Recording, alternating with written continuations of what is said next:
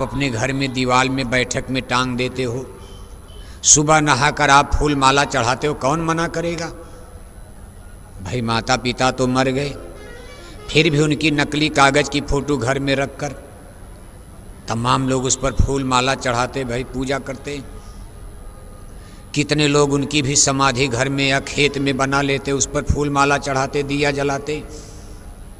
महापुरुषों का स्कोप दायरा बड़ा होता, विस्तृत होता। वो एक घर और परिवार के लिए, जाति के लिए नहीं जीते हैं, वो सारी मानव जाति के लिए जन्म लेते हैं, सारी मानव जाति के लिए जीते हैं, मरते हैं, कष्ट और क्लेश उठाते। इसलिए उनको जमाना पूछता, इसलिए उनका चिन्ह बड़ी जगह में होना, क्योंकि बहुत लोग आएंगे।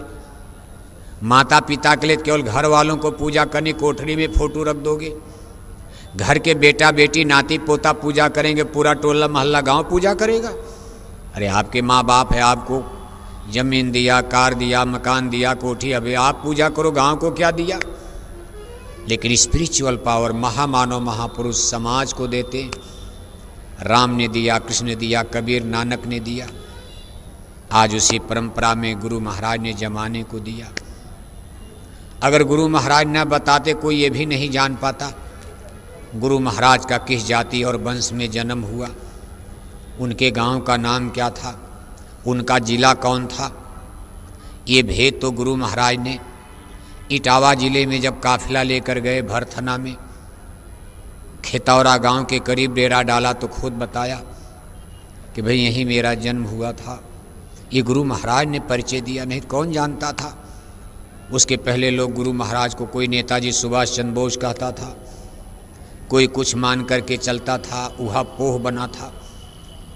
और इसी परिस्थिति में देखो 23 जनवरी 1975 को, 23 जनवरी 1975 कानपुर के फूलबाग में गुरु महाराज को नेताजी सुभाष चंद्र बोस के नाम पर बदनाम करने का उस समय की सरकारों ने षड्यंत्र भी किया था। खैर बदनाम तो नहीं कर पाए, ना तो गिरफ्तार कर पाए, गिरफ्तार तो बहुत बाद में के जो इमरजेंसी लगाए। कहने का मतलब यह है कि गुरु महाराज अगर खुद ना बताते तो भी एक झगड़ा हो जाता और हम लोग आपस में टकराते। गुरु महाराज जिस जाति में थे, कोई कहता गुरु महाराज तो इंदौर में पैदा हुए, कोई कहता गुरु महाराज तो हरिद्वार में पैदा हुए, कोई कहता गुरु महाराज हमारी जाति में पैदा हुए, कोई कहता गुरु महाराज हमारी जाति में पैदा हुए, झगड़ा हो जाता। कोई कहता गुरु महाराज सुभाष चंद्र बोस ही हैं, इस नाम पर भी हम आप गोल गैंग में बैठ जाते। जैसे आज देख रहे हो संगतों की क्या स्थिति बनी, अपनी भी संगत को देखो आप। 9 गुरु 9 पंथ बना डाला, वैचारिक मतभेद खड़ा हो गया। शिक्षा तो एक ही दिया गुरु महाराज ने, लेकिन 9 गुरु 9 पंथ और वैचारिक मतभेद कुछ न कुछ होता नजर आ रहा। शिक्षा में गुरु महाराज की शिक्षा, अगर राम और कृष्ण की शिक्षाओं को जमाना भूल जाए तो क्या आश्चर्य है। गुरु महाराज की शिक्षा में भी भेद पैदा हो गया, जबकि गुरु महाराज के लिटरेचर, अमर संदेश, स्वधर्म, शाकाहारी सारी पत्रिका, सारे उनके सत्संग आज जिंदा हैं। दूरदर्शी आवाज़ पत्रिका के नाम पर इसीलिए आप तक पहुंचाया जा रहा है। अमर संदेश, स्वधर्म, शाकाहारी सब प्रेस बंद हो गए, पत्रिकाएं लोगों के यहाँ नहीं हैं, इसलिए उसको खोज खोज कर वो बातें, सन 70 का सत्संग, 72 का सत्संग, 68 का सत्संग, 60 का सत्संग, ये सब आप तक पहुँचाया इसीलिए जा रहा है कि गुरु महाराज ने समय समय पर क्या कहा और आप इस पर धोखा मत खाना। लेकिन कुल मिलाकर के देखो बात बनती नजर नहीं आ रही है, और उसका परिणाम 20 मई में भी खड़ा हुआ था। 20 मई 2012 यहाँ स्थिति इतनी भयंकर हो गई थी, कुछ लोगों ने परमार्थ के विपरीत आचरण शुरू कर दिया था, जैसे रगड़े झगड़े की स्थिति बन गई। लेकिन गुरु महाराज की दया कृपा, शासन प्रशासन के सहयोग से, उसमें शासन प्रशासन ने जो उसमें शासन था, शासन और प्रशासन इतना सहयोग किया कि 20 मई को कोई अनहोनी घटना नहीं घटने पाई। नहीं तो सत्संगी इतने बौखला गए थे इतनी बवालबाजी खड़ी थी, जो लोग यहाँ थे, कोई उधर नारा लगा रहा, कोई एक गोल उधर नारा लगा रही, कोई उधर झगड़ा कर रहा, कोई उधर झगड़ा, कोई चक्का जाम करने चला गया, रोड जाम कर दिया।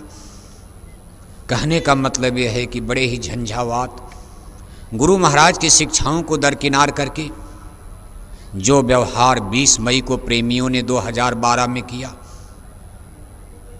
जमाना हम आप इसको भले भूल जाए, लेकिन इतिहास ने देख लिया इसको, इतिहास ने इसको दर्ज कर लिया, नोटिस में ले लिया है। इतिहास निष्पक्ष होता है, इतिहास अतीत की घटनाओं का सही बयान करता। हम लोगों के माथे पर एक कलंक लग चुका है और उस कलंक को धोने का प्रयास किया जा रहा। प्रेमी भाई बहनों, इसलिए 20 मई ऐतिहासिक दिन है, भूलना मत इसको। इस कलंक को धोना है और उसको 20 मई इसी तरह सत्संग सुन सुनकर समझ कर कि नहीं नहीं, हम एक 20 मई को आदर्श दिन बनाएंगे। अब वो इतिहास में उसकी पुनरावृत्ति 20 मई की नहीं करेंगे। हम प्रेम का संचार करेंगे, संसार में लोगों में समरसता, प्रेम भाव भरा जाएगा, प्रेम मोहब्बत आएगा, सब में दया धर्म आएगा। लेकिन कुल मिलाकर के जो घटना घट जाती, उसको अब कौन मिट सकता, कौन मिटा सकता इतिहास को। इतिहास की दृष्टि बड़ी गजब होती, जैसे दिव्य दृष्टि होती, जैसे तीसरी आंख होती। रावण के समय में कोई बोलता नहीं था, लेकिन इतिहास ने लिख दिया कि रावण राक्षस बता दिया। बताओ, इतने बड़े राजा को कोई जीते जी को दे, रावण मरवा देंगे, लेकिन इतिहास को कोई क्या करेगा, लिख दिया। राम और रावण का अलग अलग फैसला, डिवाइडेशन कर दिया। भाई ये ब्रह्म है, ये ब्राह्मण तो हैं, विद्वान हैं, सब कुछ हैं, लेकिन ये असुर हैं, अधर्मी हैं, पापी हैं, कुकर्मी हैं, चांडाल हैं, संस्कारहीन हैं। अब रावण मर गए, रावण क्या करेंगे। इसी तरह से इतिहास। इसलिए प्रेमी भाई बहनों, अपने जय गुरुदेव मिशन का इतिहास कुछ उबड़ है, कुछ खाबड़ है, कुछ संघर्ष का है, इमरजेंसी का इतिहास पढ़ो, टाट बोरे की कहानी कथा पढ़ो। जिस समय टाट बोरा पहना, कोई मामूली बात आप समझ रहे, कोई बाप अपने बेटे को बोरा नहीं पहना सकता। कितने बच्चे बोरा पहने, उनकी स्त्रियां अभी शादी हुई, गाउन नहीं है, तब तो छोटी उम्र में शादी। उनकी देवियां उनको ये कह करके चली गई कि भाई हम टाट बोरे में नहीं जाएंगे। खैर कितने की दया हुई, कितने की लौट के आई, कितने आई भी नहीं, नहीं है आई। जिस दिन ये टाट बोरा 14 मई 1983 पहनाया गया, बहुत कठिन समय था। कितना ऊंचा नीचा, उबड़ खाबड़। और आज हम लोग 1952 से सन 2024 में चल रहे हैं। जय गुरुदेव मिशन की एक पीढ़ी खत्म हो चुकी है, दूसरी पीढ़ी बुढ़ापे में जा चुकी है, दूसरी पीढ़ी में सब लोग बूढ़े हो गए। और काम जो गुरु महाराज का संकल्प पूरा नहीं हुआ, इसलिए तीसरी पीढ़ी, तीसरी ब्रिगेड पूज्य महाराज जी ने युवा संगत संगठन खड़ा करना शुरू कर दिया कि भाई जो हमारी दूसरी पीढ़ी, ये बूढ़े हो गए, ये थक गए, अब इनसे न साइकिल चलेगी, न मोटरसाइकिल चलेगी। ये जाड़ा गर्मी बरसात, इतनी गर्मी में आप क्या सत्संग सुन पाओगे, आप पाओगे आप? बुढ़ापे में हिम्मत छूट जाएगी इतने टेम्परेचर में आने में। और काम अभी गुरु महाराज का अधूरा रह गया, इसलिए तीसरा ब्रिगेड युवा संगत संगठन देखो तैयार हो रहा। इसमें अपने अपने बच्चों की एंट्री कराओ, आप दुनिया की भी शिक्षा दो, कोई मनाही नहीं है। हिस्ट्री पढ़ें, ज्योग्राफी पढ़ें, फिजिक्स केमिस्ट्री पढ़ें, जूलॉजी पढ़ें, बॉटनी पढ़ें, ज्योग्राफी पढ़ें, हिस्ट्री पढ़ें, इंजीनियर बने, डॉक्टर बने, बढ़िया घर बनावें, बढ़िया मकान बनावें, बढ़िया कपड़ा पहने, सूट बूट टाई कोट। लेकिन आप तो परमार्थ की महिमा समझ रहे हो, आप इस परमार्थ की सत्संग की महिमा को जान रहे, तो अपने बच्चों को क्यों नहीं जोड़ते हो आप? जोड़ना चाहिए आपको भी।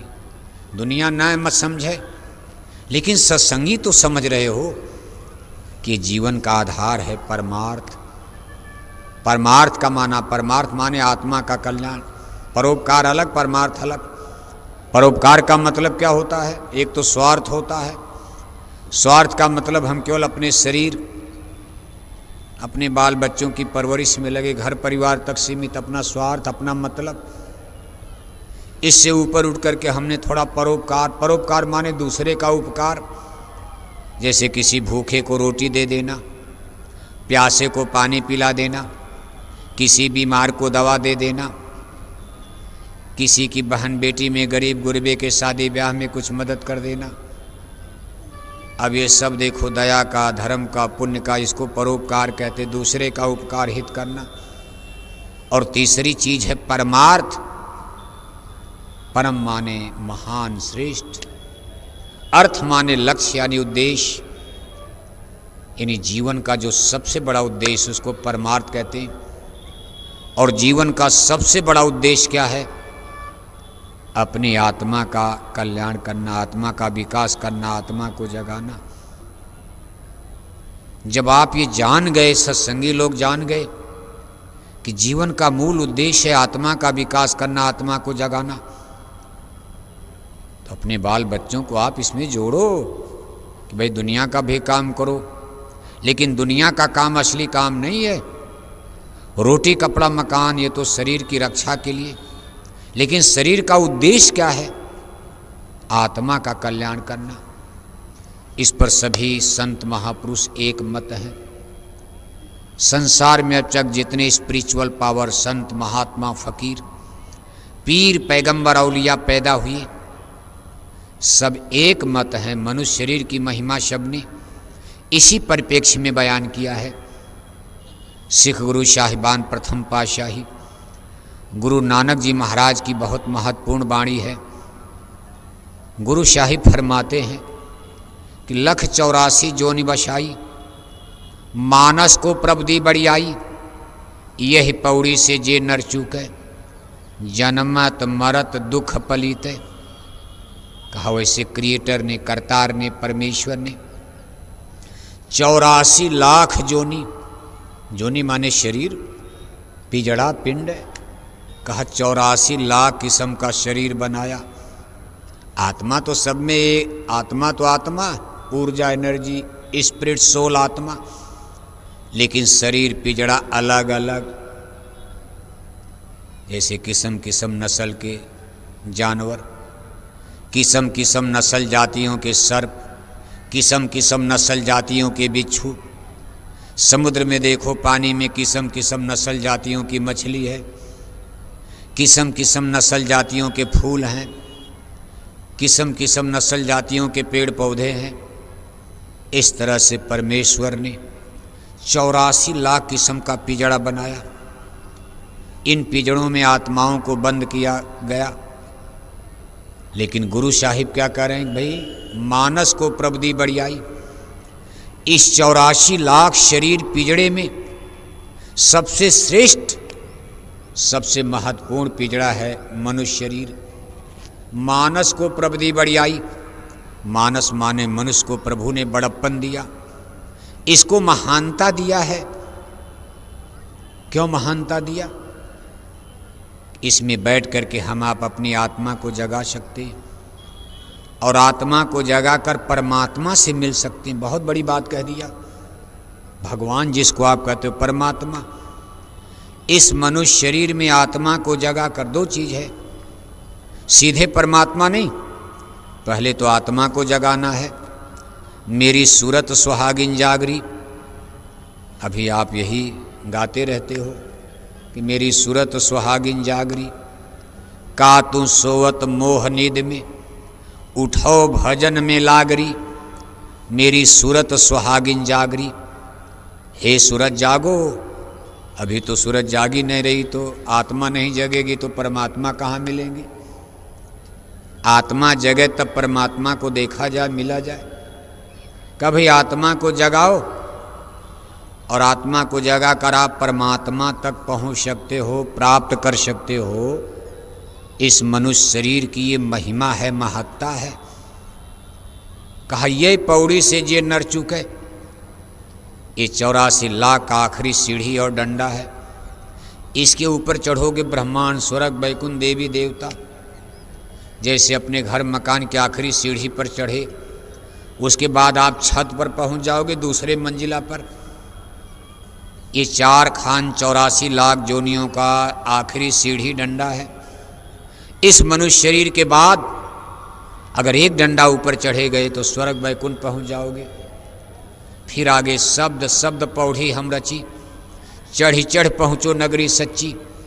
शब्दों की ब्रह्मांड में सीढ़ी, एक सीढ़ी और चढ़ गए, सूक्ष्म लोक में सहस्रदल कमल पहुँच जाओगे। एक सीढ़ी और चढ़ गए, गगन मंडल त्रिकुटी में पहुँच जाओगे। ऐसे शब्द शब्द पौड़ी हम रची, चढ़ी चढ़ी पहुँचो नगरी सच्ची। नगरी सच्ची माने अमर देश सतलोक, जो सुरतों का निज धाम है, निज देश है, निज घर है। इसलिए गुरु साहिब कहते भाई मानव शरीर सबसे उत्तम महान है।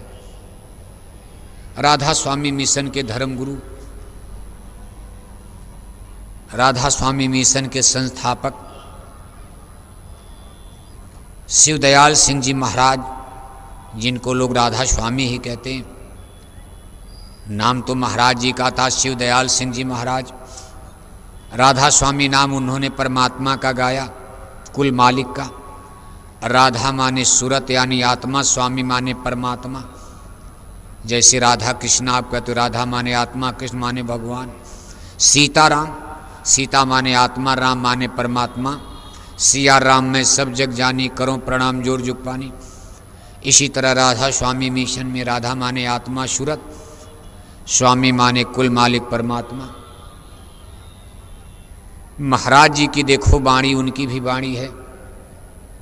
कहा यह तन दुर्लभ तुमने पाया, जन्म कोटि भटका जब खाया। कि भाई करोड़ों जन्म भटकने के बाद अब उन्होंने और खुलासा कर दिया। कहा एक बार तो मानव जन्म आपको सीधे मिला था शुरू में, लेकिन जब आप यहाँ कर्मों के कानून में फंस गए, अब मानव जन्म मिलने का नीति नियम बदल चुका है। मानव से मानव का जन्म तो बहुत पवित्र आत्माओं को, पुण्य आत्माओं को मिलता। आज मानव जन्म, अगला जन्म फिर मनुष्य का। ये बहुत बिरले लोगों को, बाकी ज़्यादातर लोगों को फिर 84 का चक्कर लगाना पड़ता। कहा यह तन दुर्लभ तुमने पाया, जन्म कोटि भटका जब खाया। कहा करोड़ों जन्म मरण भोगने के बाद जब प्रभु की दया होती है तो मानव जन्म दुर्लभ प्राप्त होता। करोड़ों जन्म मरण जीव का कहाँ होता है? तो देखो सिख गुरु साहिबान गुरु अर्जुन देव जी महाराज की वाणी है। कहा कई जन्म भय कीट पतंगा, कई जन्म गजमीन कुरंगा, कई जन्म पक्षी स्रबजोइया, कई जन्म है बरबरी खोइया, मिल जगदीश मिलन कैबरिया, चिरंकाल यह देश सजरिया। ये करोड़ों जन्म मरण जीव का कहाँ होता? कभी कई जन्म भय कीट पतंगा, कीड़े बने, मकोड़े बने, पशु बने, पक्षी बने, हाथी बने, घोड़ा बने, ऊंट बंधे, गधा बने, कुत्ता बने, बिल्ला बने, सर्प बने, बिच्छू बने, पेड़ बने, पौधे बने, किस्म किस्म का फल, किस्म किस्म की सब्जी, किस्म किस्म का अनाज, उसमें भी आत्माओं को डाला जाए। इसको जड़ जोनी कहा जाता। जिनके पास देखने के लिए आँख नहीं, सुनने के लिए कान नहीं, बोलने के लिए जबान नहीं, ये भी जोनी है, लेकिन जड़ जोनी। ये पेड़ पौधे आप देख, इसमें भी जीव को डाला जाता। जीवात्मा आम बनकर, बबूल बनकर, पीपल बनकर, महुआ बनकर, शीशम बनकर खड़ी, आप डाल तोड़ रहे हो, पेड़ काट रहे हो, उसमें भी स्पिट आत्मा, वो भी कभी मानव जन्म में थी। अब ये परमात्मा का कानून बन गया, आप मानो ना मानो क्या फर्क पड़ता? भाई आप कानून नहीं मानोगे सजा भोगोगे। कोई कि भाई हम तो गोली मारेंगे, हम कानून वानून नहीं जानते, बंदूक हमारे पास, गोली मार दिया। लेकिन गोली तो मार दिया, कल पुलिस पकड़ेगी, कानून अपना परिचय देगा, जेल में डाले जाओगे, हवा हवाई हो जाएगी। बंदूक जमीन पकड़ लेती, बड़े बड़े शेर खा गीदड़ खा बन जाते। ऐसे कोई कहे भाई हम ये भगवान का कानून वानून कुछ नहीं मानते। आदमी गाय कैसे बन जाएगा, आदमी बिल्ला कैसे बन जाएगा, आदमी कुत्ता बिल्ला कैसे बन जाएगा, आदमी आम जमुन का पीपल पेड़ कैसे बन जाएगा? न मानो आप। लेकिन संत महापुरुष कह रहे कि नहीं नहीं भाई ये भगवान का कानून बन गया, कोई बदल नहीं सकता, इसमें जीव को जाना ही जाना। और कहते भाई अगर ये मिल गया तो मिल जगदीश मिलन के बरिया। देखो गुरु साहिबान होशियार कर रहे हैं कि अब की बार जगदीश से, जगदीश माने भगवान से मिलने की बारी आ गई। मिल जगदीश मिलन के बरिया, अब की बार मिलने का सुनहला मौका आ गया। मिलो चिरंकाल यह देश सजरिया, बड़े मुद्दत के बाद कितने युग और कल्प बीत गए, यह तन दुर्लभ तुमने पाया। इससे भगवान से मिलने की बारी आ गई, मिल लो। और अगर नहीं मिल पाए तो फिर आपको 84 के कुएं में जाने में देर नहीं लगेगी, फिर कितने युग और कल्प बीत जाएंगी। अब आपको मथुरा में मानव जन्म नहीं मिलेगा, इसी मथुरा में गांव में जन्म तो होगा, लेकिन तोता मैना कौआ कोयल बनाकर आम जामुन पीपल के पेड़ पर बैठा देंगे, गाय बैल कुत्ता बिल्ला बनाकर घर में डाल देंगे। क्या करोगे आप? उस समय हम लोग मजबूर रहेंगे, कोई दलील नहीं सुनी जाती। अदालत ने फैसला कर दिया जेल में जाना है, और जहाँ केवल यहाँ तो आप कोर्ट अलग अलग, ऊपरी कोर्ट में चले जाओगे, रीअप्लाई करोगे आप। सिविल कोर्ट से हार गए हाई कोर्ट, हाई कोर्ट से सुप्रीम कोर्ट। लेकिन मान लो केवल एक ही अदालत है, और अदालत का नियम है केवल एक बार फैसला होता, तब क्या करोगे आप? भगवान की अदालत एक ही है, उसको यमपुरी कहा जाता।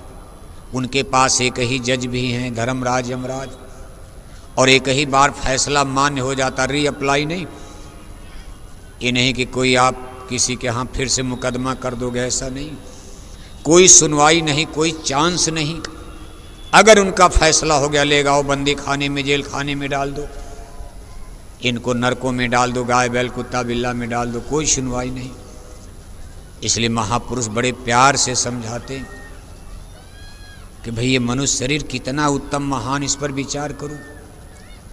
यह गुफा माह अकुत भंडारा, यही बीच बसें पुरुष अगम अपारा। कहते मनुष्य शरीर में एक गुफा है, जैसे पहाड़ में कंदरा गुफा होती, अंधेरा छाया, गुफा में जाने की जल्दी हिम्मत नहीं पड़ेगी सुरंग में। लेकिन कोई कह दे भाई इसमें सोना चांदी हीरा पन्ना पुखराज है, प्रयास किया जाएगा। आदमी कोशिश करेगा भाई लाइट चार जलाओ, कहीं सांप न बैठा हो, कहीं बिच्छू न बैठा हो, अजगर न बैठा हो, लाइट टार्च लेकर धीरे धीरे घुसेगा। कहीं कोई दीवार आ गई, कोई पत्थर काटा जाएगा उसको, बशर्ते सही पता चल जाए कि इसमें हीरा पन्ना खदान है, तो वहाँ जरूर कोशिश की जाएगी। महापुरुष कहते भाई हम आपको पता बता रहे हैं, पक्का समझ लो, विश्वास करो।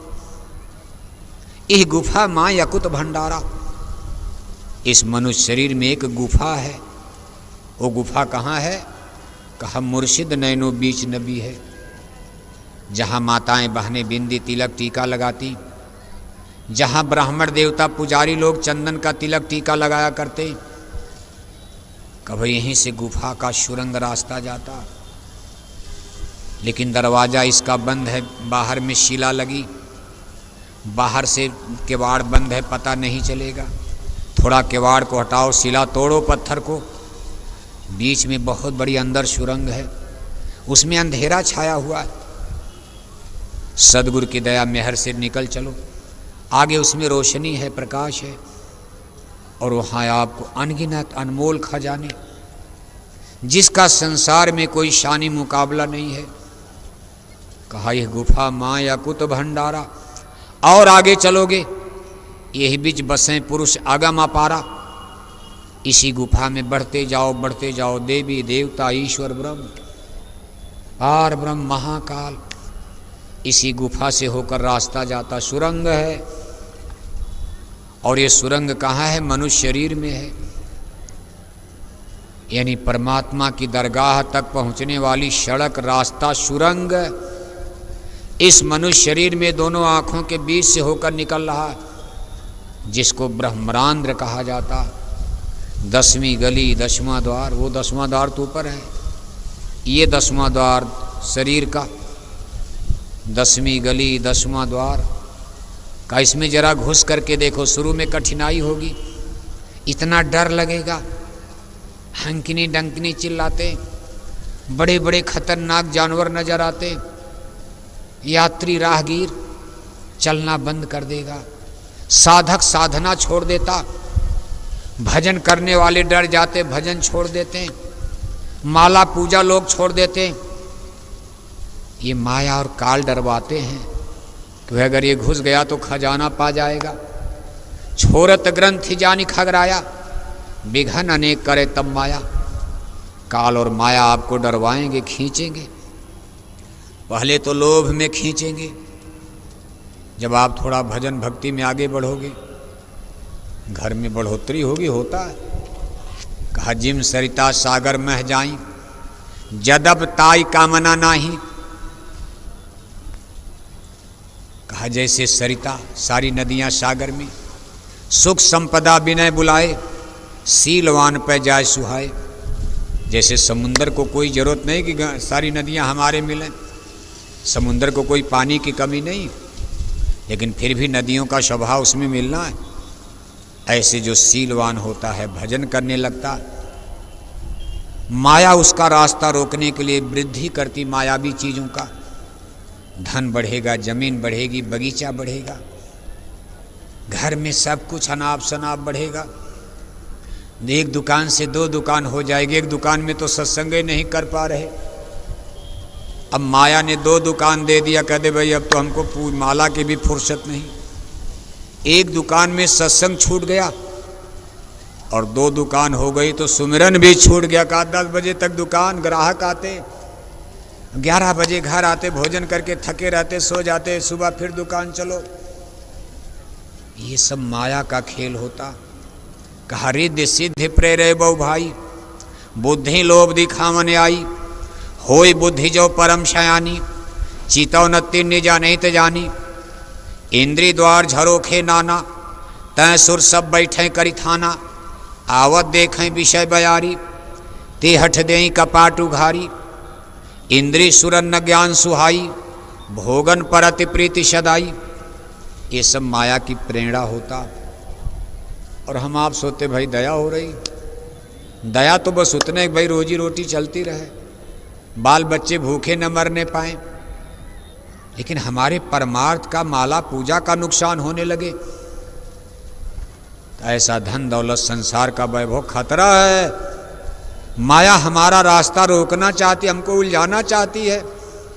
हम तो पहले से ही उलझे हैं, अब उस और दे करके माया की मंडी बाजार में हमको फंसाना चाह रहे, कहीं फंस जाओ। इसलिए साधक को चतुराई के साथ आगे बढ़ना चाहिए। जब आप इसके आगे निकलोगे तो इस गुफा में, कंदरा में, सुरंग में घंटे संग की जगह भयंकर आवाज आने लगी। आप कहोगे भाई घंटा संग कहाँ गया, इसमें तो बड़ा डर लग रहा। ऐसे मालूम पड़ा शेर गरज रहा, सर्प नाग नागनी फुफकार रहे कभी कभी। ये सब काल माया का खेल और कर्मों का खेल होता। साधक कितने बेचारे डर कर पूजा उजा माला का भाई माला करते, कान डालकर जब भजन करने जाते तो बड़ा डर लगता, कांप जाता शरीर, प्राण निकल जाएगा, क्योंकि गठरी अभी भारी है, पापों का बोझा है। ये कर्म बनकर भूत प्रेत बैताल पिचास बनकर सामने आ जाते। इतना खतरनाक सपने आते हैं कभी कभी साधक सत्संगियों को कि दिन भर वो डरा रहता है, हिम्मत नहीं पड़ती कि दोबारा माला करने बैठ जा, पूजा करने। ये सुरंग में खजाना है, लेकिन इतना आसान नहीं है। उस पर पहरेदार बैठा दिए गए, लेकिन गुरु की दया कृपा से साधक आगे बढ़ता है, सारे बंधनों को तोड़ता है और धीरे धीरे अंदर में जाकर जब ये दौलत हासिल करता, ज्ञान का सूरज उदीमान होता, राम नाम मणि प्रज्वलित होती। राम नाम मणदीप धर, जी हृदय हरिद्वार, स्वामी भीतर बाहरो, जो चाह सुजियार। जी माने आत्मा, देहरी माने दरवाजा। आत्मा का दरवाजा माने दोनों आँखों के बीच में आत्मा का दरवाजा, जहाँ हमारी आत्मा सिचुएटेड है। जैसे आप इस जमाने में, पहले ज़माने में जब बिजली का आविष्कार नहीं था, घर में लोग दिया बत्ती जब जलाते थे, तेल बाती की कमी, तो सबसे पहले दिया जलाकर चौखट पर रखा जाता था, दरवाजे पर। एक ही दिया से दोनों काम, कुछ प्रकाश अंदर जाएगा, कुछ प्रकाश बाहर आएगा। पहले दिया जलाकर चौखट पर रखा जाता। ऐसे आत्मा जहाँ सिचुएटेड है, ये पिंड और ब्रह्मांड, ये दोनों देह इसका धुरी है, इसका जुड़ाव केंद्र है। यहाँ आत्मा जब राम नाम मणि जलती है तो लोक में भी प्रकाश, अंदर में परलोक में भी प्रकाश। एक ही जड़ी, एक ही दिया दोनों काम दे रही है, एक ही रोशनी ज्योति, एक ही राम नाम मणि है। अंदर में भी प्रकाश और आपके लौकिक जीवन में भी प्रकाश। लौकिक जीवन में प्रकाश का मतलब अब आपसे गलती नहीं होगी। राम नाम मणि अगर जल गई, अब आप कभी झूठ नहीं बोलोगे, कभी किसी को धोखा नहीं दोगे। ये कुदरती है। केवल सुनने सुनाने से परिवर्तन नहीं होता, कुदरती हो जाएगा। किसी की निंदा करने में आप कांप जाओगे, किसी की बुराई करने में हिल जाओगे, किसी की बहन बेटी को देखोगे मातृ शक्ति नजर आएगी। ये नहीं कि किसी की बहन बेटी को देख लिया और ऐसे टुकुर टुकुर देख रहे जब तक आड़ में न चली जाए। मोटरसाइकिल चला रहे तब भी देख रहे हैं, एक्सीडेंटे हो जाता। इन्हीं आँखों में पाप की किरणें हैं। लेकिन जिस दिन राम नाम मणि जलेगी, बाहर में प्रकाश हो जाएगा। प्रकाश का मतलब उजाला, ज्ञान। यहाँ प्रकाश का मतलब ज्ञान होता। इतना बड़ा आपको ज्ञान प्रकट हो जाएगा। ये हाड़ मांस का शरीर कूड़ा कबाड़ा नजर आएगा। जिस पर आप आकर्षित होते हो, आपको ये हाड़ मांस का शरीर, इसका खुलासा हो जाएगा कि जो चीज़ बाहर में इतनी सुंदर, अंदर में क्या है। हाड़ मांस ही तो है, कूड़ा कचड़ा गंदगी है। एक पिजड़ा है, पिंड है, इसमें आत्मा रूपी चिड़िया पक्षी सुंदर बैठी है। उस आत्मा का दर्शन दीदार। तब कहा सिया राम मैं सब जग जानी, करो प्रणाम जोर जुग पानी। जाति धर्म मजहब संप्रदाय ऊंचा नीचा, इससे ऊपर उठ करके हमको सबके अंदर आत्मा का दर्शन होता है। आत्मा नजर आती, आत्माएं। और आत्मा तो सब भगवान की है। आत्मा न ऊंचा है, न नीचा है, न ब्राह्मण है, न क्षत्रिय है, न यादव, न हरिजन है। तब कहते भाई सिया राम मैं सब जग जानी, सबके अंदर भगवान का अंश आत्मा। सारी रूहें रब की हैं, सारी रूहें खुदा की हैं।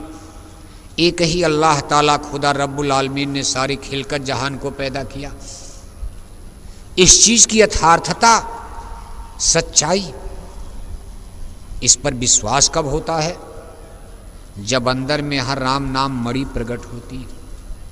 उसी का प्रयास हमारा आपका है कि हे गुरु महाराज दया कर दे, इसी जन्म में मरने के पहले राम नाम मणि अंतर में ज्योति प्रज्वलित हो जाए।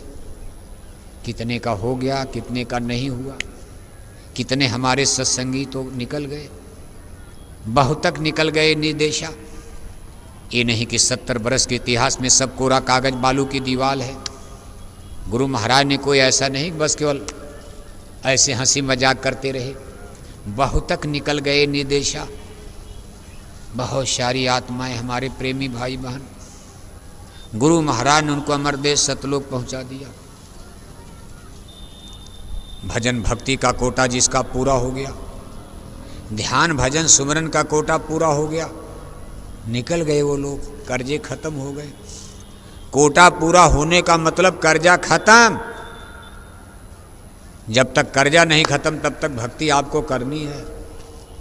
आपको दक्षिणा देनी पड़ेगी, तन की सेवा करनी पड़ेगी, चाहे रो चाहे गाओ, आपको ये सेवा करनी पड़ेगी। कर्जा है, गठरी भारी है, और बिना भक्ति के दरबार के हुक्म का पालन किए गठरी पाप की उतरने वाली नहीं।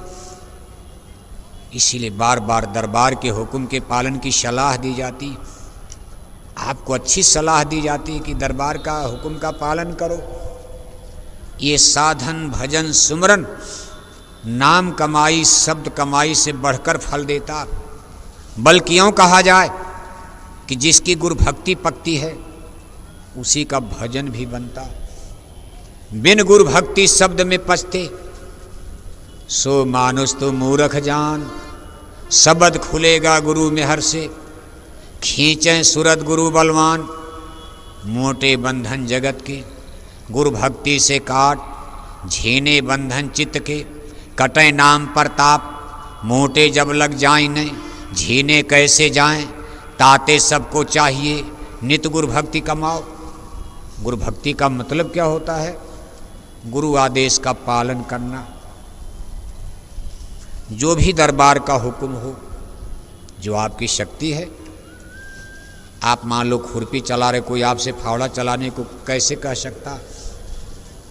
यानी जितनी आपकी शक्ति दरबार का हुक्म हो गया, जितनी आपकी शक्ति काम करे, तन की शक्ति धन की शक्ति, आप कर दो कुछ, लेकिन उसमें कमेंट और इनकार नहीं करना चाहिए। गुरु आदेश के पालन का, दरबार के हुक्म के पालन का कितना लाभ फायदा मिलता लोगों को, कि जो काम भजन से नहीं वो काम इसी में बन जाता, रेख पर मेख लग जाती। देखो एक दृष्टांत आता है, जंगल में पहाड़ी पर एक महात्मा जी का आश्रम चलता था। तमाम प्रेमी लोग वहाँ सेवा करना, भजन करना, बड़ा आश्रम था, सेवा भजन का काम चल रहा। एक दिन एक प्रेमी ने गुरु महाराज से शिकायत किया। अपने गुरु महाराज की बात नहीं है, किसी गुरु की बात है, दृष्टांत है। उसने गुरु जी से शिकायत किया कि गुरु महाराज हमारा भजन अब नहीं बन रहा, पहले तो बनता, जैसे आप भी शिकायत करते हो। अब हम लोग तो हिंदुस्तान भर घूमते रहते, दिन में 2-4 लोग रोजे मिलते, बड़ा दया थी हमारे ऊपर, आवाज़ भी सुनाई देती थी, दिखाई भी देता था, लेकिन हमने किसी को बता दिया है, कोई हमसे गलती हो गई, अपराध हो गया, हम थोड़ा झूठ बोल गए, दरबार के आदेश का पालन नहीं किया, हमारा बंद हो गया। आज 10 बरस हो गया, 15 बरस हो गया, न सुनाई दे रहा। तो बहुत से लोग शिकायतें करते, और जिसका एक बार सुनाई देकर बंद हो, उसकी तो जान निकल जाएगी, जीना हराम हो जाएगा।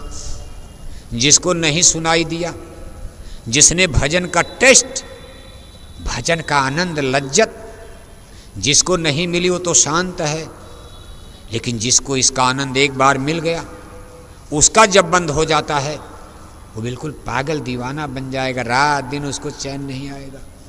इतनी बड़ी ये चीज़ है कि मेरी कैसे खो गई, कौन अपराध बन गया। अब वो देखो गुरु महाराज से शिकायत की कि हुजूर पहले तो खूब घंटा संग सुनाई देता था, बड़ा आनंद आता था, लेकिन इन दिनों में 2-1 दिन से बंद हो गया। मैं कितनों मेहनत करता हूँ, कितनों कान में उंगली डाल करके बैठता हूँ, नहीं सुनाई दे रहा।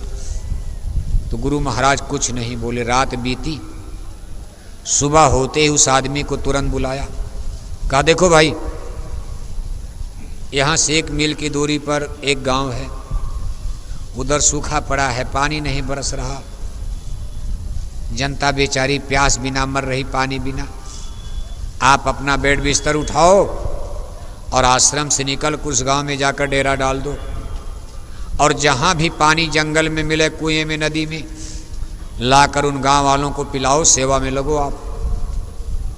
अब बेचारे लगे सोचने, पूछा तो भजन वाली बात, भजन के बारे में कुछ बताए नहीं, और उल्टे हमको आश्रम निकाला भी कर दिया। बताओ, हमको जिस गांव में भेज रहे हैं, हमारा ना कोई परिचय है, न परिचय है, कहाँ हम खाएंगे, कहाँ सोएंगे, कौन हमको गांव में जानेगा, कौन पहचानेगा, कौन मानेगा।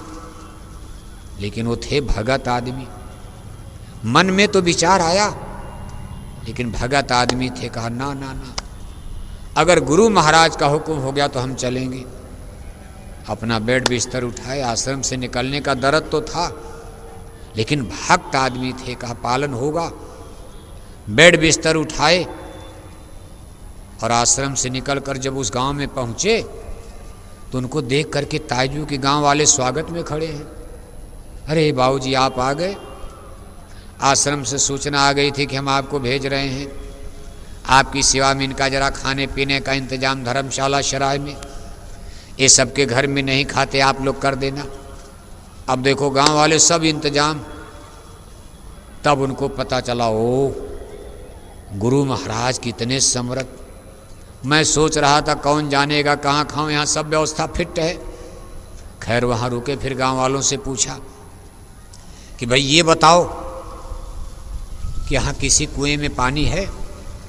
गांव वालों ने कहा भाई गांव के सब कुएं सूख गए, 1 मील दूर जंगल में एक कुआं है, उसी पानी से हम लोगों का गुजर हो रहा। उन्होंने कहा भाई हमको भी एक घड़ा और रस्सी, हम भी आपकी सेवा में, दरबार का हुक्म है गुरु महाराज का। बेचारे रस्सी घड़ा लेकर गए, पानी भरकर गांव वालों को लाए पिलाए, फिर गए। फिर अब एक दिन में कितनी बार जितना उनकी शक्ति थी भक्ति करते रहे। सुबह से लेकर शाम तक पानी लाना, गांव वालों को पिलाना, पानी लाना, गांव में पिलाना।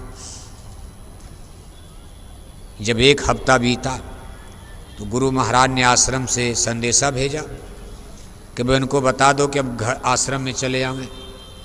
जब वो 8वें दिन आश्रम में लौट करके आए, गुरु महाराज को प्रणाम किया। गुरु महाराज ने प्यार से बैठाया, हाल चाल पूछा और कहने लगे अच्छा ये बताओ अब तुम्हारे भजन का क्या, आप पूछ रहे हैं बताओ अब तुम्हारे भजन का क्या हाल है? तो उन्होंने हंसते हुए कहा गुरु महाराज भजन का मामला तो ठीक हो गया, जब से मैं आज आश्रम में आया हूँ मेरा शब्द खुल गया। पहले तो कान में अंगुली डालनी पड़ती थी, लेकिन आज जब से मैं आश्रम के अंदर पहुँचा हूँ एकाएक शब्द खुल गया। अब बिना कान में अंगुली डाले मुझे आवाज़ सुनाई दे रही और हर समय सुनाई दे रही। तब गुरु महाराज ने कहा इसका मतलब तूने समझा? उस गांव वालों का तुम्हारे ऊपर इतना बड़ा कर्जा था पूर्व जन्म का कि तुम 7 बार वहाँ जन्म लेते मरते, किसी के घर में बेटा बनकर पुत्र बनकर, और 7 जन्म तक तुमको उनका कर्जा चुकाना पड़ता। मैंने एक गिलास पानी पिलाकर 7 दिन के अंदर तुम्हारे 7 जन्म के कर्जे को मैंने उतार दिया। यही कर्मों का कर्जा तेरी आत्मा के ऊपर बादल बनकर उड़ रहे थे। जैसे आप बादल देखते उड़ते रहते हैं, कभी भूरे बादल कभी काले बादल। ऐसे जब आप भी साधना में आगे बढ़ोगे तो यहाँ आपको मालूम पड़ेगा कुछ उड़ रहा है बादल की तरह। अभी तो सब जमा हुआ ठोस पत्थर की तरह, लेकिन जब थोड़ा इसमें दया कृपा होगी, डाइल्यूट होगा, तो मालूम पड़ेगा कि ये गैस बन करके बादल बन करके उड़ रहा है। सब कर्मों की सफाई होती। कहा ये कर्मों के बादल तेरी आत्मा पर आकर के खड़े हो गए थे।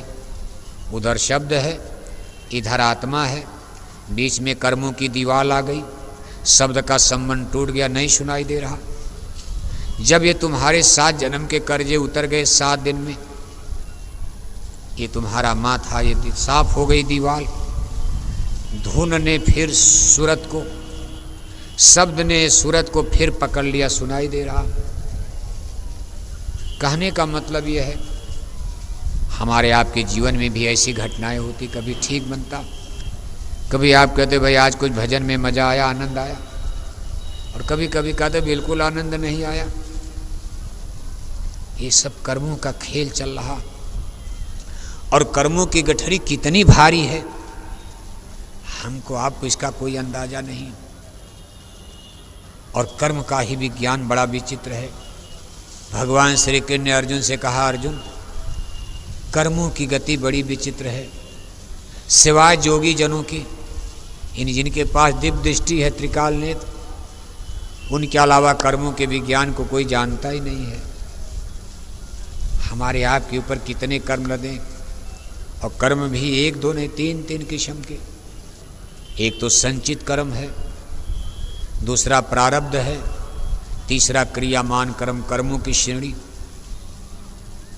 गुरु महाराज अपने सत्संग में बताते थे जो हमने कर्म बीज बोया है, पाप और पुण्य, संचित, प्रारब्ध और क्रियामान कर्म,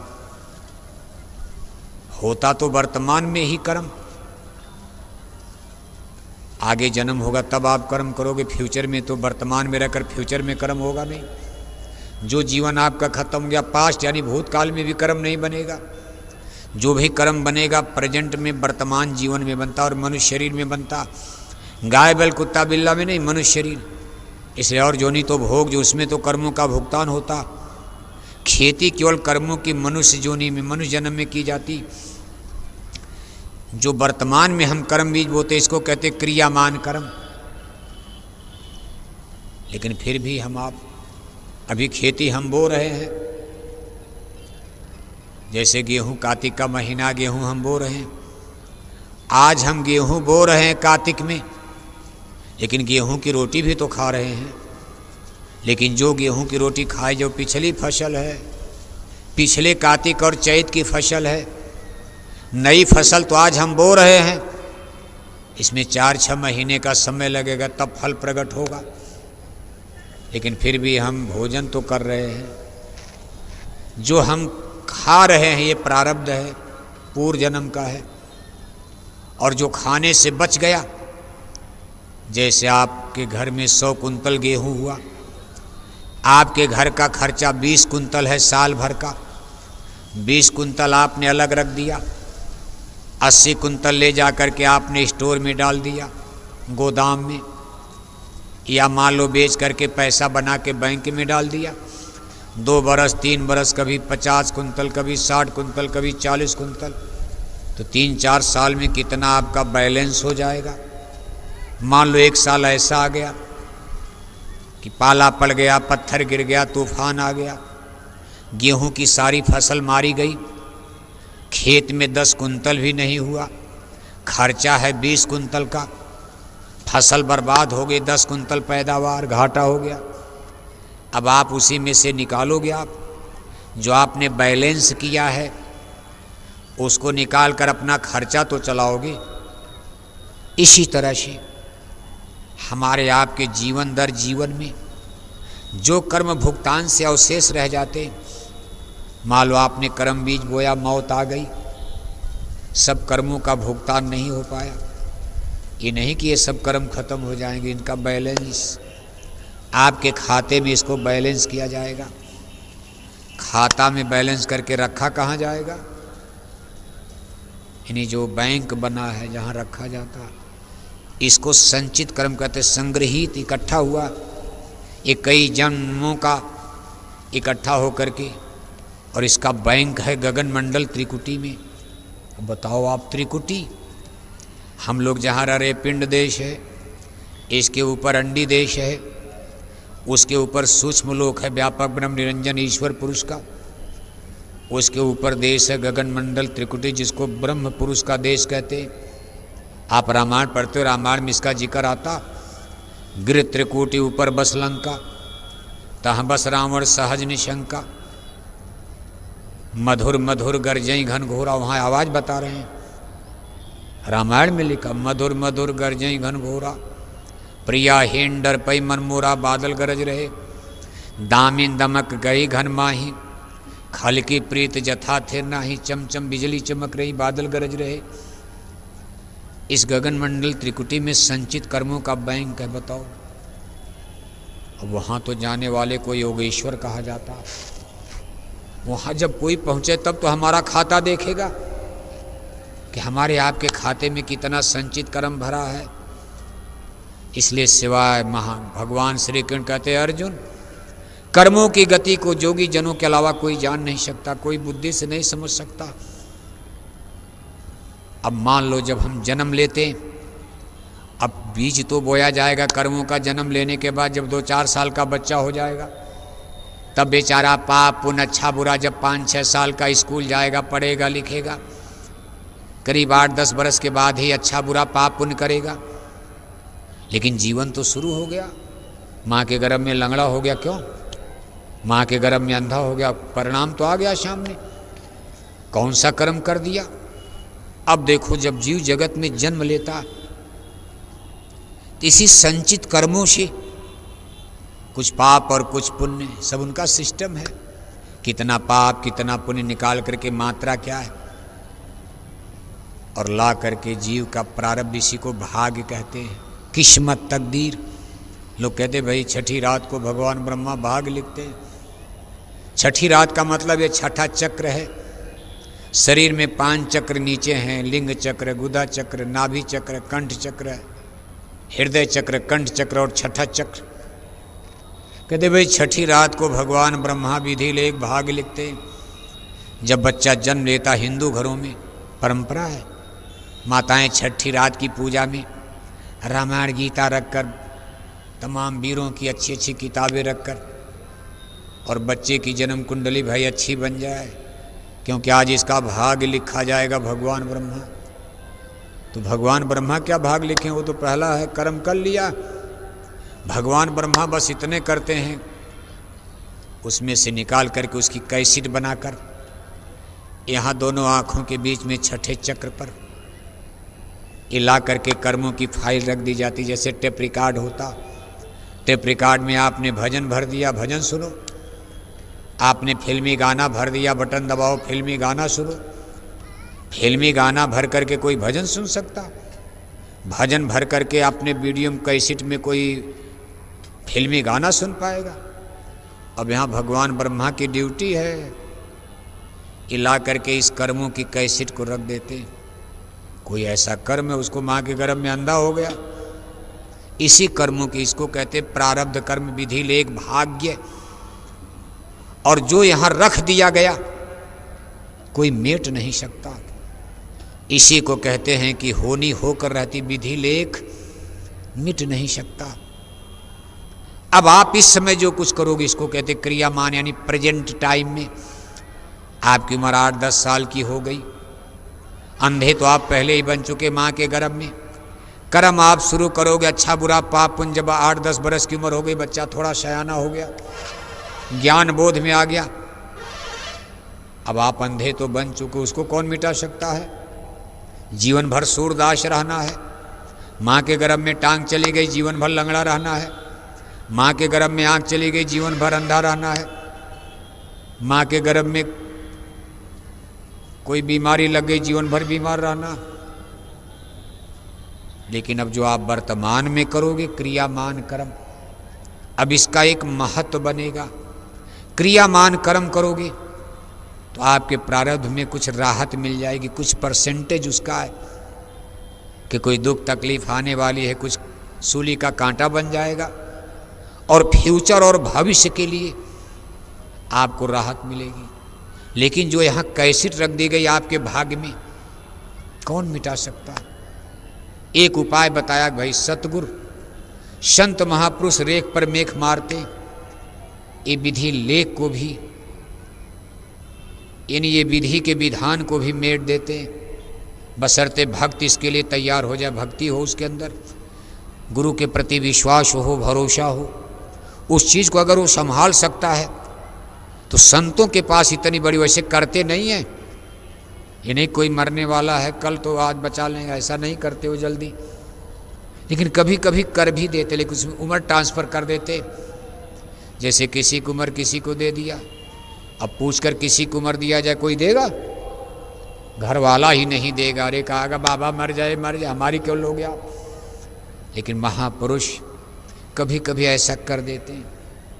इधर सुधीर संतों का समर्थ इसीलिए कहा गया।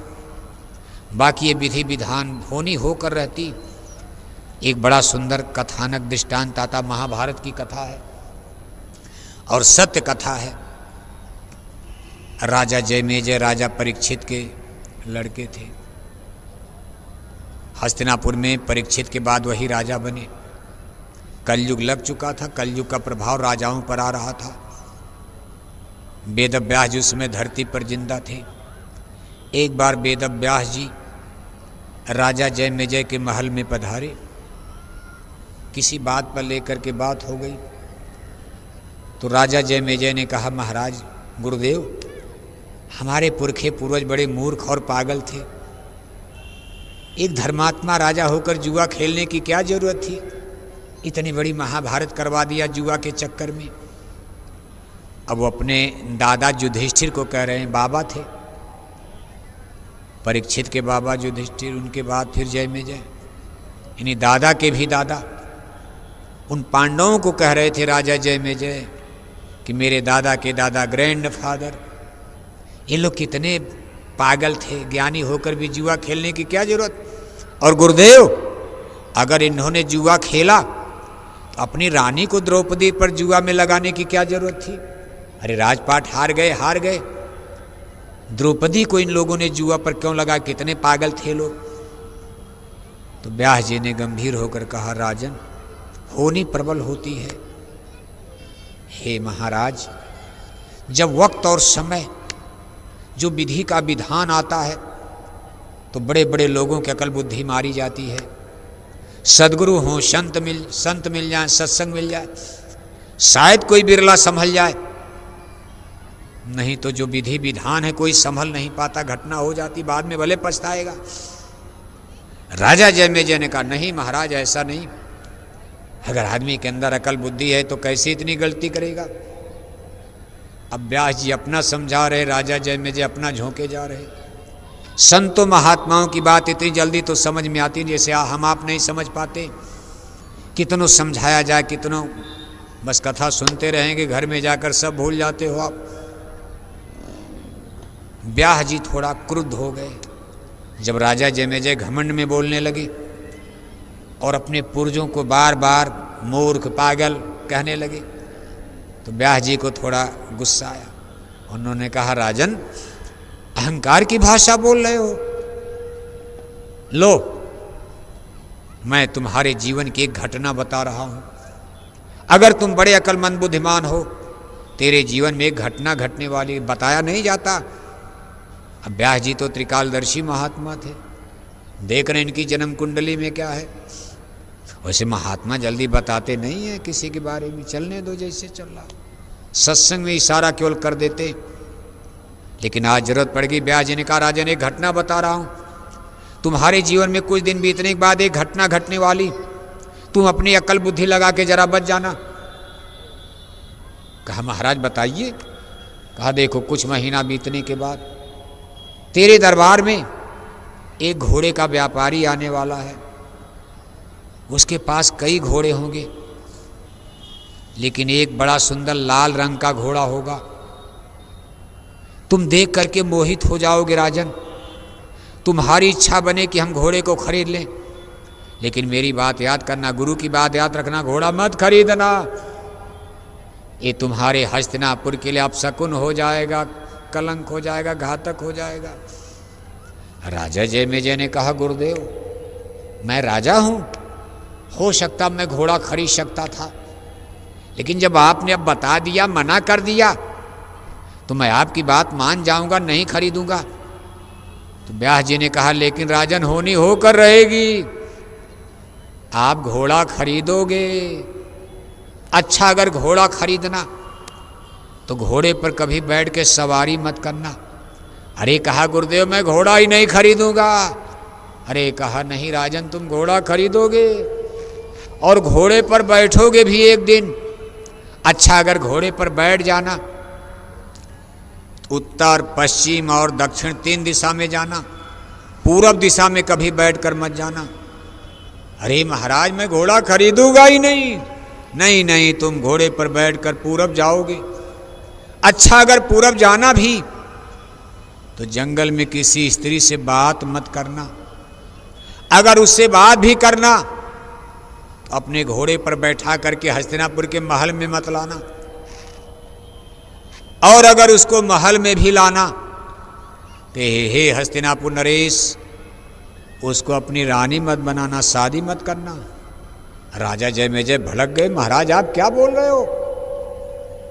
मैं धर्म रक्षक, मैं धर्मात्मा राजा हूं और मैं किसी जंगल की स्त्री से शादी कर लूंगा? मेरे पास सुंदर सुंदर रानियां।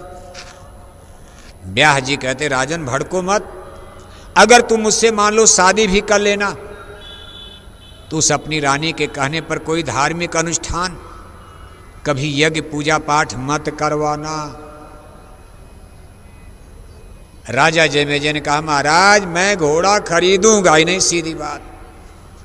कहा, राजन लेकिन याद रखना, हमारी इन बातों में एक भी बात मान जाओगी तो तुम कलंक से बच जाओगे। ये कहकर व्यास जी तो जंगल चले गए। ठीक 1 महीना बीता, व्यापारी आता है। लाल रंग का घोड़ा, इतना सुंदर, इतना सुंदर। राजा जयमेजय देखकर मोहित हो जाते। सब दरबारी कहते महाराज ये घोड़ा, सेनापति सिपाही महाराज ये सबसे अच्छा। राजा ने कहा भाई लेकिन व्यास जी ने तो मना किया था, गुरुदेव ने। उनके वजीर मंत्री भी बात व्यास जी की सुन रहे थे। कहा हाँ महाराज, गुरुदेव ने मना तो किया, लेकिन गुरुदेव ने कहा अगर घोड़ा खरीद भी लेना तो उस पर कभी बैठना मत। महाराज घोड़ा ले लीजिए, पैसे की कमी है नहीं, इस पर आप कभी सवारी मत कीजिएगा। अरे आप राजा हैं, आपके दरबार में सुंदर सुंदर घोड़े रहने चाहिए, कम से कम ये घोड़ा रहेगा, नहीं जाएगा, आप इस पर नहीं बैठेंगे। लेकिन लेख करके दुश्मन तो कांपेंगे कि राजा जयमेजय के दरबार में सुंदर सुंदर। अब उस समय के घोड़े माने हेलीकॉप्टर, राफेल विमान, जो युद्ध में काम आते हैं। राजा ने कहा ठीक, देखो माथा घूम गया। जैसे आपका मन और माथा घूम जाता, कोई कन्विंस करता, होनी होनहार प्रबल हो जाता। राजा जयमेजय कहते बिल्कुल सही कह रहे हो, हम घोड़े पर नहीं बैठेंगे, हमको मत बैठने देना, खरीद लो, ले जाओ और खरीद कर अस्पताल में बांध दो। अब देखो राजा ने घोड़ा खरीद लिया। कुछ दिन बीता, घोड़े का उदकना फुदकना, चाल डील डौल। जैसे बंदूक देकर शिकारी को लालच आती गोली फायर किया जाए, ऐसे राजा उस घोड़े के उदकने फुदकने को देखकर राजा के मन में आता एक दिन बैठकर सवारी तो कर लिया जाए। एक दिन अपने मंत्री को बुलाते, कहा मंत्री मेरा बड़ा मन कहता एक दिन इस घोड़े पर सवारी कर लिया जाए। तो मंत्री कहता लेकिन गुरुदेव ने तो मना किया है, मत बैठिएगा। अरे क्या गुरुदेव ने मना किया भाई, पूरब के लिए मना किया, 3 दिशा तो खाली है, हम पूरब नहीं जाएंगे, आप लोग सावधान रहना, घोड़ा पूरब न जाने पाए, सिपाही लगा दिया जाए। अब देखो प्रजा भी खुश, हाँ राजा साहब घोड़ा बैठे, इतना सुंदर घोड़ा देखा नहीं था।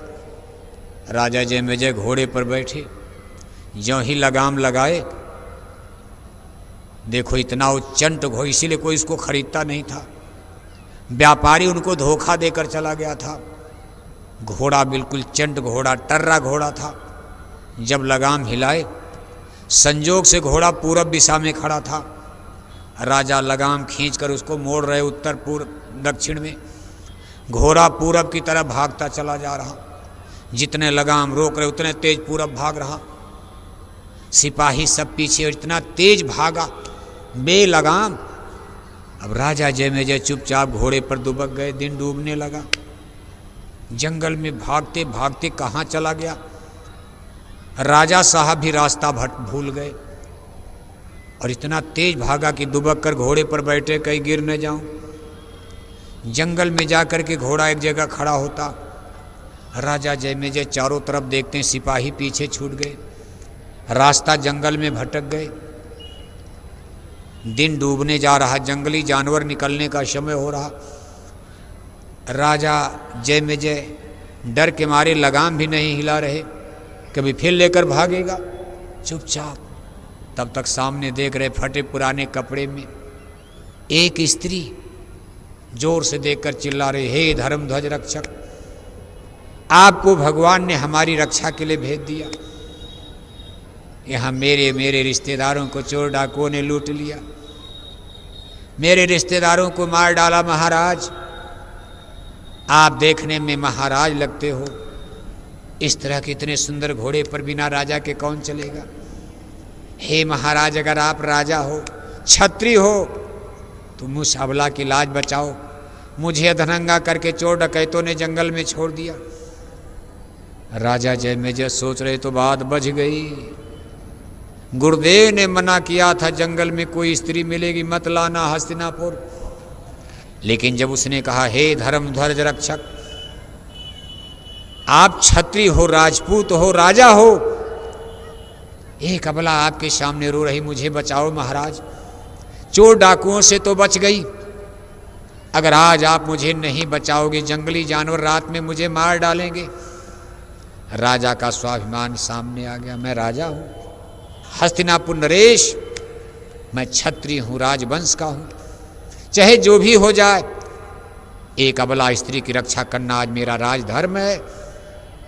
उन्होंने कहा देवी घोड़े पर बैठो, दिन डूब रहा है, यहाँ बात करने से रात हो जाएगी, हम तुमसे हस्तिनापुर में, वहाँ चल के ही तुम्हारी समस्या सुनेंगे, बैठ जाओ। राजा ने उस स्त्री को घोड़े पर बैठा लिया और जब स्त्री घोड़े पर बैठी तो घोड़ा फिर उड़ा। राजा को रास्ता भूल गया लेकिन घोड़े को रास्ता मालूम था। जिस रास्ते घोड़ा गया पीछे मुड़ा, उसी रास्ते भाग करके थोड़ी देर में हस्तिनापुर के महल के सामने आकर खड़ा हो गया। सिपाही इधर उधर भटक रहे।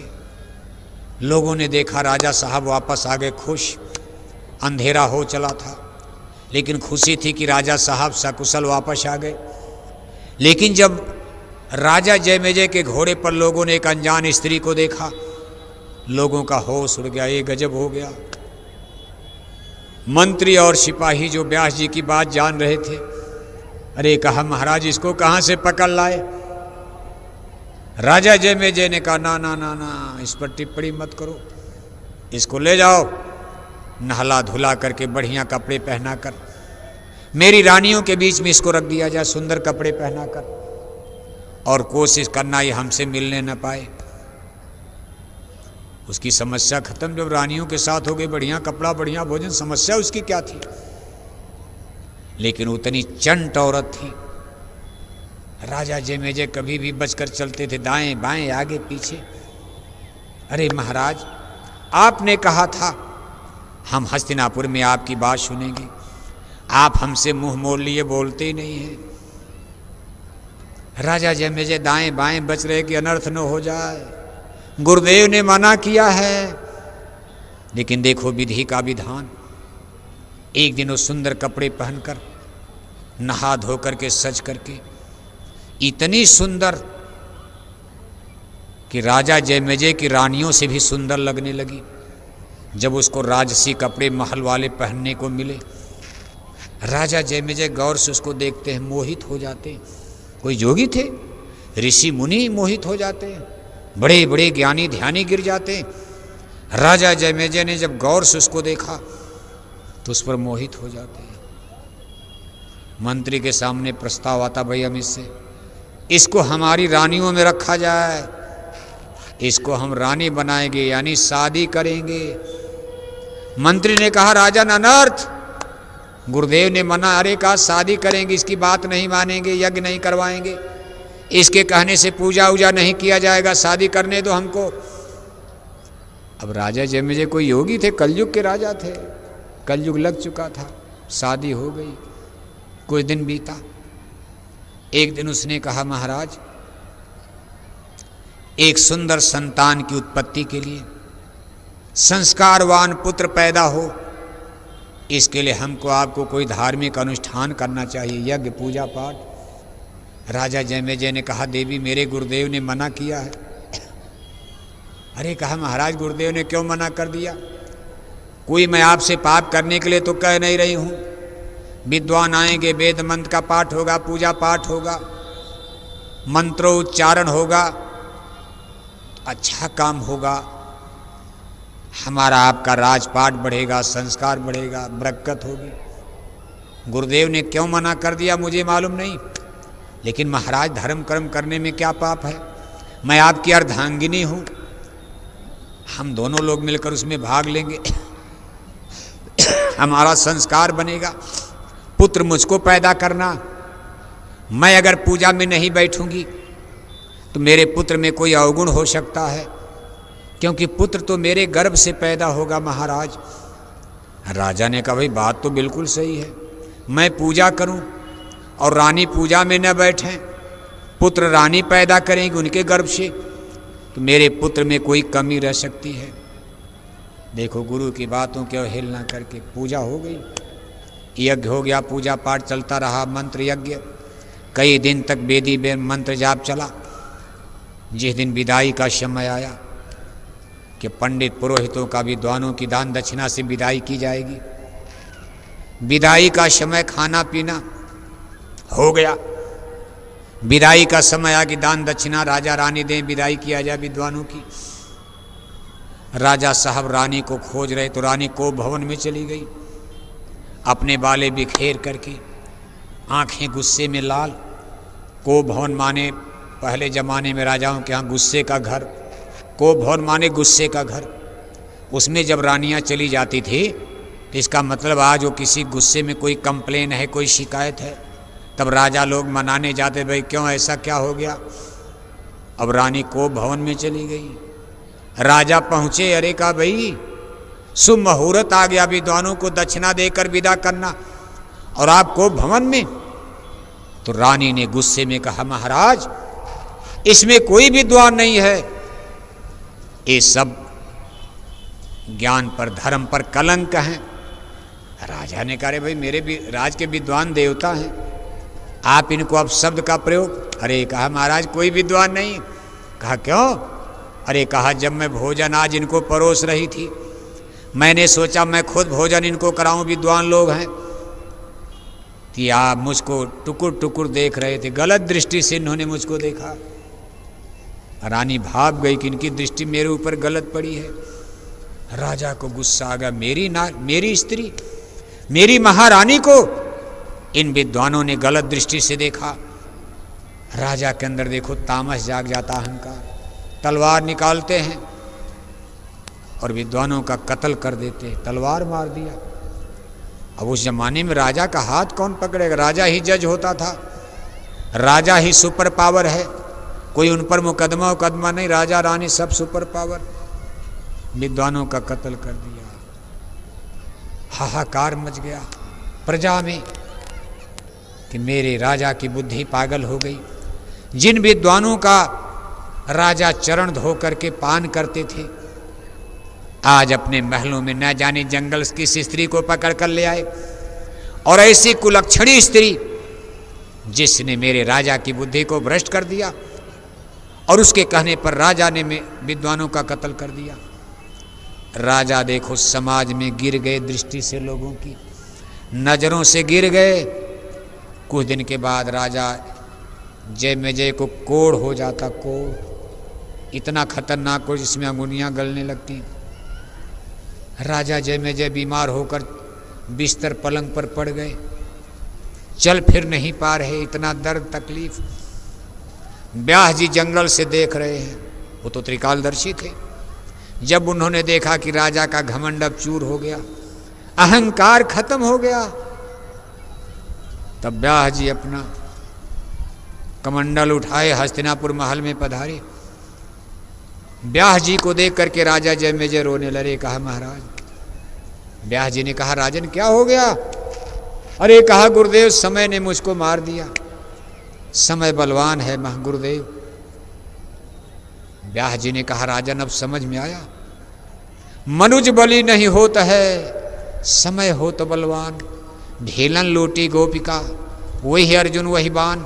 हे राजन, आप तो बड़े ज्ञानी बनते थे, मैंने जितनी बातों पर आपको मना किया था, अगर गुरु की एक बात भी आप मान लेते, अंत में एक बात, तो आज तुम्हारी ये दुर्दशा न होती। मेरे जितने आदेश, एक भी आदेश नहीं माने, गिरते गिरते गिरते गिरते यहां पहुंच गए। खैर व्यास जी दयालु, कहा ठीक है, मैं उपाय करूंगा, मेरे पास है। उसके लिए उन्होंने जो भी धार्मिक अनुष्ठान कर्मकांड, राजा जयमेजय को फिर सुरक्षित किया। कहा, राजन समझ में आया, आपके पूर्वज मुद्धू पागल नहीं थे, समय का खेल विचित्र होता। जब समय चक्र चलता, कर्मों का विधान है, कर्मों की लेखी जोखी है, किसी को मारना है, किसी से मरना है, किसी को खाना, किसी का खिलाना, किसी का रोना है, किसी का धोना। राजन, इसी तरह दुनिया चल रही अनादिकाल से, इसलिए ज़्यादा अकल बुद्धि नहीं लगाना चाहिए। कहने का कुल मतलब यह है, इसको कहते हैं प्रारब्ध कर्म, और ये आपके खाते में आ चुका है, नहीं बच पाओगे आप। बचने का बस एक उपाय है, सतगुरु बिना न कोई बाँचे। प्रेमी भाई बहनों, अपनी अकल बुद्धि से नहीं बच पाओगे। कितनों अंग्रेजी पढ़ लो, विधि विधान होकर रहेगा, कितनों बड़े डॉक्टर बन जाओ, कितनों इंजीनियर बन जाओ, कितनों आप इंटेलेक्चुअल पर्सन बन जाओ, लेकिन जो लेखा जोखा एक झटके में आपका सब कुछ मटिया मेट कर देता। आप नहीं देखते हो, बड़े बड़े महल खंडहर हो जाते हैं, बड़े बड़े दौलतमंद वीरान हो जाते हैं, बड़े बड़े जमींदार राजे महाराजे बर्बाद हो जाते हैं। अकल वही है, बुद्धि वही है, जब तक चल रहा वही आदमी, वही अकल, वही बुद्धि, सब कुछ है। लेकिन वो कहता भाई न जाने क्या हो गया, कुछ समय में अब गड़बड़ हो रहा। बस एक ही उपाय है बचने का, सतगुर बिना न कोई बाँचे। हम आपकी किस्मत को धन्यवाद देते, बच गए आप। और सत्संग, सत्संग महिमा हति भारी, पर कोई जीव मिले अधिकारी। ये सत्संग आपकी रक्षा कर रहा है, इसलिए सत्संग छोड़ा मत करो। हमको खुशी है कि इतनी टेम्परेचर गर्मी में, हम तो सोचे 200-400 लोग भी अब बचे होंगे, क्योंकि जितनी तेजी से कल से भाग रहे, जैसे मालूम पड़ता कोई आग लग गई है, भाग रहे हैं। अरे आग तो दुनिया में लगी, यहाँ तो शांति है, कहीं शांति ढूंढे नहीं मिल रही है। हबिस की नदी हर तरफ बह रही है, न राजा को शांति, न रैयत को शांति, न जाने ये दुनिया कहाँ जा रही है। घर में पहुँच जाओगे कहाँ शांति, गांव में कहाँ शांति, समाज में कहाँ शांति, कहीं शांति ढूंढे नहीं मिल रही है। यहाँ तो फिर भी आप शांति में हो, लेकिन देखो सत्संगी कल से ऐसे भाग रहे, जैसे लगता कहीं आग लगी हो, आदमी भाग रहा हो। फिर भी हम आपको धन्यवाद देते, इतनी बड़ी संख्या में, इतने टेम्परेचर गर्मी में आप मुस्तैदी से टिके हुए हो। समापन तो कल शाम को होगा। ये किसके लिए रखा जाता है कार्यक्रम? भूत प्रेत के लिए। ये सत्संग 5 दिन का कार्यक्रम, आप सब चले जाओगे, चिड़िया सुनेगी, ये भूत प्रेत सुनेगी, जानवर को सुनाया जाएगा। आप ही के लिए तो रखा, इतना भाड़ा किराया लगा के आते हो, इतने कष्ट क्लेश उठाकर, घर गृहस्थी का काम छोड़कर। 1-2 दिन में आपका क्या बिगड़ जाएगा? मरने वाला मरी जाएगा, क्या करोगे? रहकर घर में बचा लोगे? होनी जब प्रबल है, होनहार प्रबल है, कोई मेट नहीं सकता। आप रहकर क्या करोगे घर में? यहाँ सत्संग में रह करके तो कुछ दया हो जाएगी, गुरु महाराज दया कर देंगे कि बेचारा बाल बच्चों को छोड़कर मथुरा सत्संग में सेवा कर रहा, हम इसका घर संभालेंगे। गुरु महाराज कहते थे, जब आप हमारे काम में लगते हो, आपका घर हम देखते हैं कि चोर चोरी न रात में कर ले जाए, भैंस न चुरा ले जाए। गुरु महाराज कहते भाई आप हमारा काम करो, हम आपका करेंगे। इसलिए आप भाग्यशाली हो, आप जिस काम को आपको गुरु महाराज ने चुना, ये मामूली काम नहीं है, ये काम नहीं इंसान का, ये काम है भगवान का, ये काम है भगवान का। ये भगवान का काम होने जा रहा है। क्या काम है? वेजिटेरियन मथुरा, वेजिटेरियन मथुरा, पूरे मथुरा को शाकाहारी बनाना। पूरे मथुरा में कहीं मछली अंडा शराब की दुकान दिखाई न दे। अभी तो भगवान श्री कृष्ण की जन्मभूमि पर ही कहीं मछली बिक रही, कहीं अंडे बिक रहे, कहीं शराब बिक रहे। जो लोग हमारे हिंदू धर्म के पुरोधा हैं, भगवान राम की अयोध्या, भगवान श्री कृष्ण की मथुरा, भगवान भोले की नगरी काशी, साधु संतों की नगरी प्रयागराज, भरद्वाज मुन बसे प्रयागा, रामचरण जयति अनुरागा।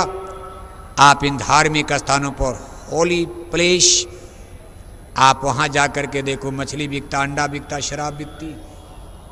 हमारे देश के हुक्मरान, हमारे देश के पॉलिटिकल पर्सन, राज सत्ता में बैठे लोग इन धार्मिक स्थानों को भी वेजिटेरियन नहीं कर पाए।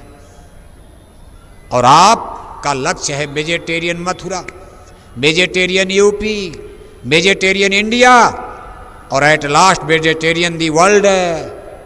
सारा संसार शाकाहारी हो। देखने में बात बड़ी असंभव नजर आती। आज के ज़माने में जब कोई अपने बच्चे बच्ची को शाकाहारी नहीं बना पा रहा, पति पत्नी को नहीं बना पा रहा, पत्नी पति को नहीं बना पा रही, बाप बेटा को नहीं, बाप शाकाहारी है, बेटा शराबी पियक्कड़ हो गया, बेटा नामदानी है, जुआ संगत में मथुरा, बाप ही शराब पी रहा, रोज झगड़ा हो रहा घर में। ऐसे समय में संकल्प है वेजिटेरियन वर्ल्ड, पूरा संसार शाकाहारी हो।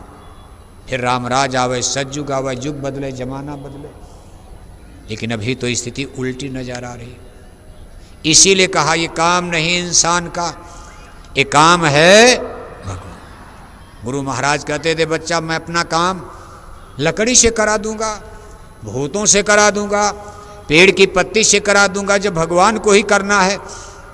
लेकिन एक इतिहास गढ़ना है। भगवान राम रावण को तो अयोध्या में बैठे मार सकते थे, एक भूकंप सुनामी आता समुद्र में लंका डूब जाती, भगवान क्या नहीं कर सकते। लेकिन फिर विभीषण का इतिहास कैसे बनेगा, हनुमान का कैसे बनेगा। इसलिए आपको गुरु महाराज ने चुना है कुछ आपका इतिहास बन जाए। इसके बाद तो फिर जो तमाशा होगा देखना आप। मानेंगे लोग। गांव में गंवाई कहावत कही जाती, लोग गांव में कहते भैया तो माने बात से और नहीं तो माने, नहीं तो माने जोर से बोलो। अब हम तो नहीं बोलेंगे, देखो मशीन लगी है, पता न कौन कौन सुन रहा होगा, लेकिन आपकी आवाज़ इसमें नहीं आ रही। आप जोर से बोल सकते हो, या तो माने बात से और नहीं तो माने, मतलब जिसको डंडा कहा जाता। घर में माताएं भी डंडा छड़ी रखती हैं। अपने बच्चे को कोई मारना चाहता, देखो जिसके ट्रेन वगैरह का समय हो धीरे से उठ के चले जाना। बढ़िया मौसम मिला, कुछ लाभ ले लो, 10-5 मिनट और आपका, ज़्यादा नहीं। जिनके ट्रेन का बस का समय तो धीरे से, बाकी सब लोग जिनको अभी रहना है। घर में माताएं देखो कोई अपने बच्ची को मारना चाहते हैं। बढ़िया खिलौना, बढ़िया मिठाई, बढ़िया भोजन, बढ़िया कपड़ा, लेकिन बार बार गलती तो माताएं डंडा उठाती। बच्चा पे पे करके रोता है, डंडा बजता। फिर गलती पर गलती तो फिर डंडा बजता। फिर खिलौना, मिठाई, भोजन, सब कुछ कपड़ा, फिर गलती फिर डंडा बजता। इसी तरह भगवान ने भी नियम, भगवान तो सबके पिता, हम सबके पिता, हिंदू मुसलमान, राजा रंग अमीर गरीब, सगला सृष्टि मोर उपजाया, सब पर मोर बराबर दाया, वो सबके पिता हैं। लेकिन जब गलती पर गलती होती है तब वो कहते भाई मैं इस संसार में फिर डंडा लेकर आता हूँ। पहले उनका प्रथम रूप, एक रूप समझाने का काम। सत्संग, सत्संग माने समझाना। छोटी मोटी गलती हो रही, संतों महात्माओं का सत्संग चल रहा, सठ सुधरे सत्संगत पाई, सत्संग से काम बन रहा। लेकिन जब संतों महात्माओं का सत्संग वत्संग कोई सुनने को तैयार नहीं, लोग उनकी खिल्ली मजाक उड़ाने लगे, सत्संग वत्संग का कोई मतलब नहीं रह गया, तब वो कहते भाई अब ठहर जाओ, मैं डंडा लेकर आ रहा हूँ। भगवान राम ने रावण को कितना समझाया, ऋषि मुनि समझाए, नहीं माने, काउंटर कर दिया लंका का, सारी लंका भस्म हो गई। लाखों बरस बीतने के बाद भगवान जोगेश्वर श्री कृष्ण आए। जब यदुवंश कृष्ण अवतारा, हुई है हरन धरन अगभारा। संसार के पाप ताप को मिटाने के लिए इसी मथुरा में, सगे मामा कंस की जेल में, यदकुल में, यदुवंश में, यादव वंश में योगेश्वर श्री किरण जी महाराज ने अवतार लिया। वही राम बनकर आए, वही किरण बनकर आए। हस्तिनापुर की कुरु राजसभा में घटना घटती, इससे आप अंदाजा लगाओ उस समय के राजा महाराजा कितने विधर्मी हो चुके थे। हस्तिनापुर की कुरु राजसभा में, जो संसार की सबसे महान राजसभा उस समय की थी, दुनिया में उतनी महान राजसभा कोई नहीं थी, जहां भीष्म पितामह ऐसे, महात्मा वीर विदुर ऐसे ज्ञानी पुरुष, द्रोणाचार्य, कृपाचार्य, तमाम राजे महाराजे से भरी सभा, विद्वान भी हैं, महात्मा भी हैं, कभी कभी व्यास जी भी वहाँ आते थे। आज उस हस्तिनापुर की कुरु राजसभा में संस्कारहीन दुर्योधन अपने अनुदुशासन से कहता है, दुशासन द्रौपदी को नंगा करके मेरी जंघा पर बैठा दो। बताओ, जहाँ सभा लगी हो सरेआम, मूर्ख से मूर्ख आदमी इतनी बड़ी गलती नहीं करेगा। ये राजा महाराजा उस समय कितने अहंकारी घमंडी, इनको किसी का डर नहीं, भय नहीं, और अपने दादा भीष्म के सामने, गुरु द्रोण के सामने इतना संस्कारहीन दुर्योधन हो चुका। कर्ण बैठे हैं, तमाम लोग वहां बैठे हैं, द्रौपदी का अपमान किया, द्रौपदी बिलक रही हैं और कोई महानुभाव बोलने को तैयार नहीं हो रहा। खैर नंगा तो नहीं कर पाए, लेकिन दुर्योधन की जंघा को पाप लग गया। जंघा पीटा था, है दुशासन, मेरी जंघा पर द्रौपदी को लाकर नंगा करके बैठा, जंघा पीटा था। खैर पांडवों का वनवास हो गया। द्रौपदी को लेकर 13 साल पांडव जंगल चले गए, जंगल में 13 साल ठोकर खाए। इसके बाद वापस लौटते फिर भगवान श्री कृष्ण से मिलते हैं। भगवान श्री कृष्ण ने युधिष्ठिर से कहा, युधिष्ठिर एक बार हम भी दुर्योधन को समझाना चाहते हैं। युधिष्ठिर ने हाथ जोड़ लिया, अरे कहा केशव आप मत जाइए, दुर्योधन हमारा भाई है, हम उसको बचपन से जान रहे, बड़ा दुष्ट है, संस्कारहीन है। उसने भरी सभा में भीष्म पितामह को भी डांट दिया, अपमान कर दिया। हे केशव आपको कुछ नहीं समझेगा, गाली देगा, वो मानने उनने वाला नहीं है। भगवान श्री कृष्ण ने कहा मुझको गाली देगा? हे युधिष्ठिर मैं मान अपमान से परे हूँ, कोई सूरज पर धूल उड़ा दे, सूरज गंदा नहीं, उसी पर धूल गिरेगी। मैं जिस काम के लिए मैंने जन्म लिया मुझको उस काम को करने दो। और देखो सबके मना करने के बावजूद भगवान कृष्ण हस्तिनापुर गए। कहा भगवान हस्तिनापुर आए, संदेश पांडवों का लाए, दुर्योधन को समझाने को, अब महाविनाश बचाने को भगवान हस्तिनापुर आए। सभा बैठी है, भगवान श्री कृष्ण का भाषण शुरू हो गया। हर कुरु सभा में बोल रहे, सबके भावों को तोल रहे, सब लोग बड़े प्रेम से सुन रहे हैं। भाई बात तो बड़ी अच्छी हो रही, अगर ये प्रस्ताव दुर्योधन मान जाए तो युद्ध नहीं होगा, हजारों रानियां राण बेवा विधवा नहीं होगी, राजवंश मरेंगे नहीं, बच जाएंगी। लेकिन होनी तो होनी है, प्रबल है। कार्यकुरु सभा में बोल रहे, सबके भावों को तोल रहे, अचानक दुर्योधन बोल पड़ा। कोई नहीं बोल रहा, जिसका डर था वही बोल दिया, और बोला ही नहीं, भगवान कृष्ण को गाली देना शुरू कर दिया। अचानक दुर्योधन बोल पड़ा, सारा सन्नाटा तोड़ चला। ये अहंकार की भाषा थी, इसमें न शांत की आशा थी। जब नाश मनुष्य पर छाता है, बुद्धि विनाश कर जाता है। दुर्योधन ने भगवान कृष्ण को गाली देना ताबड़तोड़ शुरू कर दिया। है ग्वाला, भाषण बंद करो, पकड़ो इसको, अब कैद करो। तुम ग्वाला हो, जीवन भर तूने जंगल में गाय चराई, आज राजाओं को ज्ञान देने आ गए, पकड़ो इस ग्वाले को, गिरफ्तार कर लो। दुर्योधन हरि को बांधने चला, जो था असाध साधने चला। हरि हंसे चल दिए, निकल गए, जहाँ पांडव थे वहाँ पहुँच गए। आज भगवान श्री कृष्ण को बांध तो नहीं पाए। भगवान श्री कृष्ण ने कहा दुर्योधन तू हमको बांधेगा?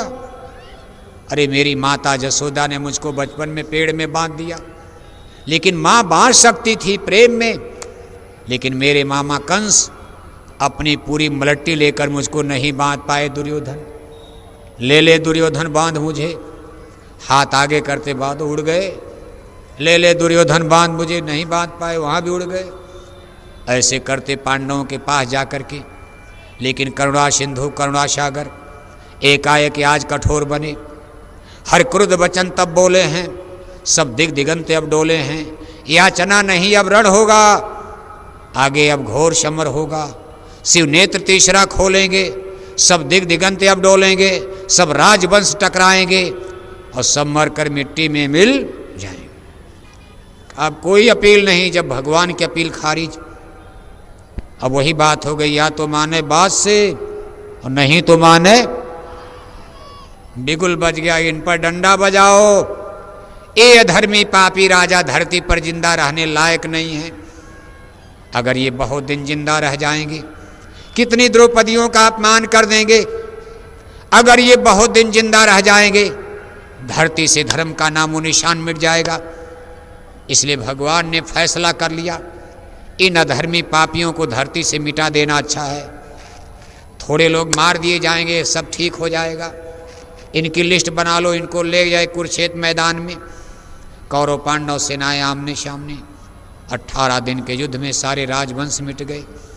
हजारों रानियां राण बेवा विधवा हो गई, कोई राजा राजकुमार जिंदा घर नहीं जा पाया। हो गई वही घटना कि या तो माने बात से और नहीं तो माने। अभी तो हाथ जोड़ा जा रहा है, हाथ जोड़कर विनय हमारी, हो जाएं सब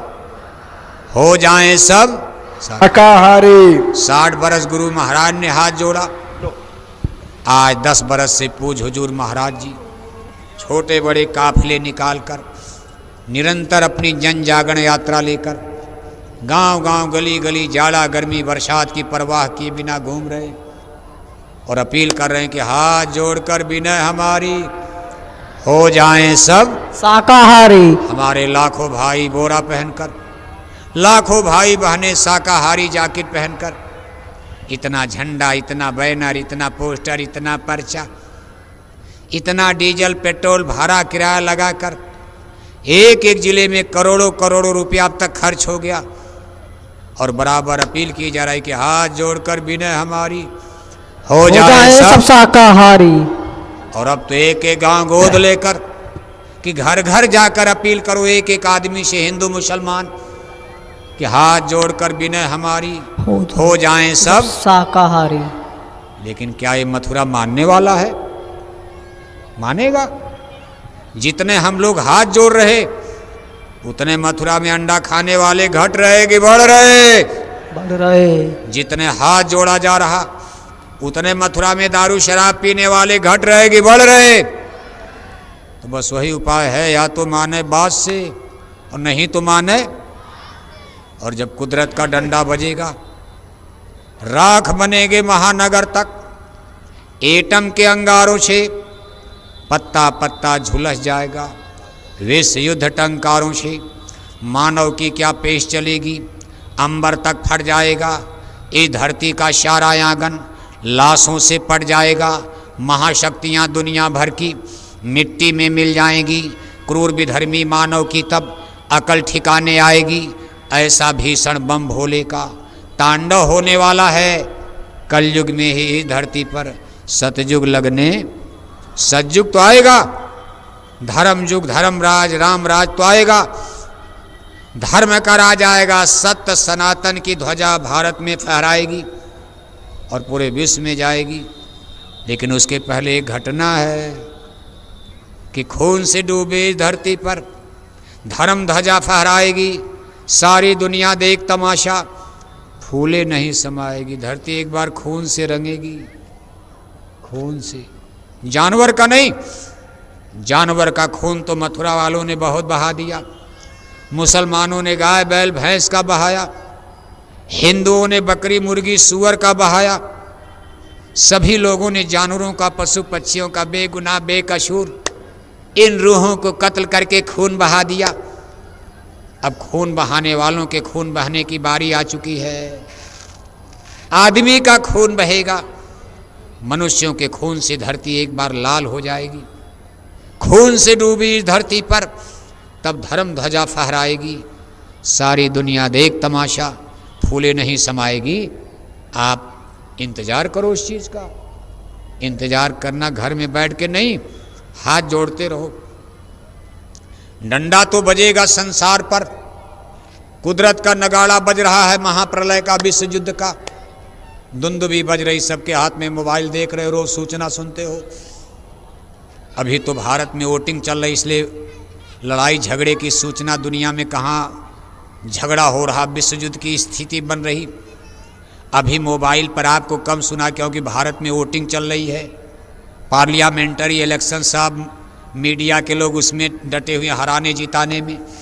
जब इससे खाली हो जाएंगे 4 जून के बाद, तब दुनिया में कहाँ कहाँ युद्ध हो रहा, कहाँ परमाणु बम की संभावना बन रही, ये चीज़ें आपके सामने नगाड़ा बजेगा, फिर बताएंगे लोग। तो हो ही रहा रोज कुछ न कुछ।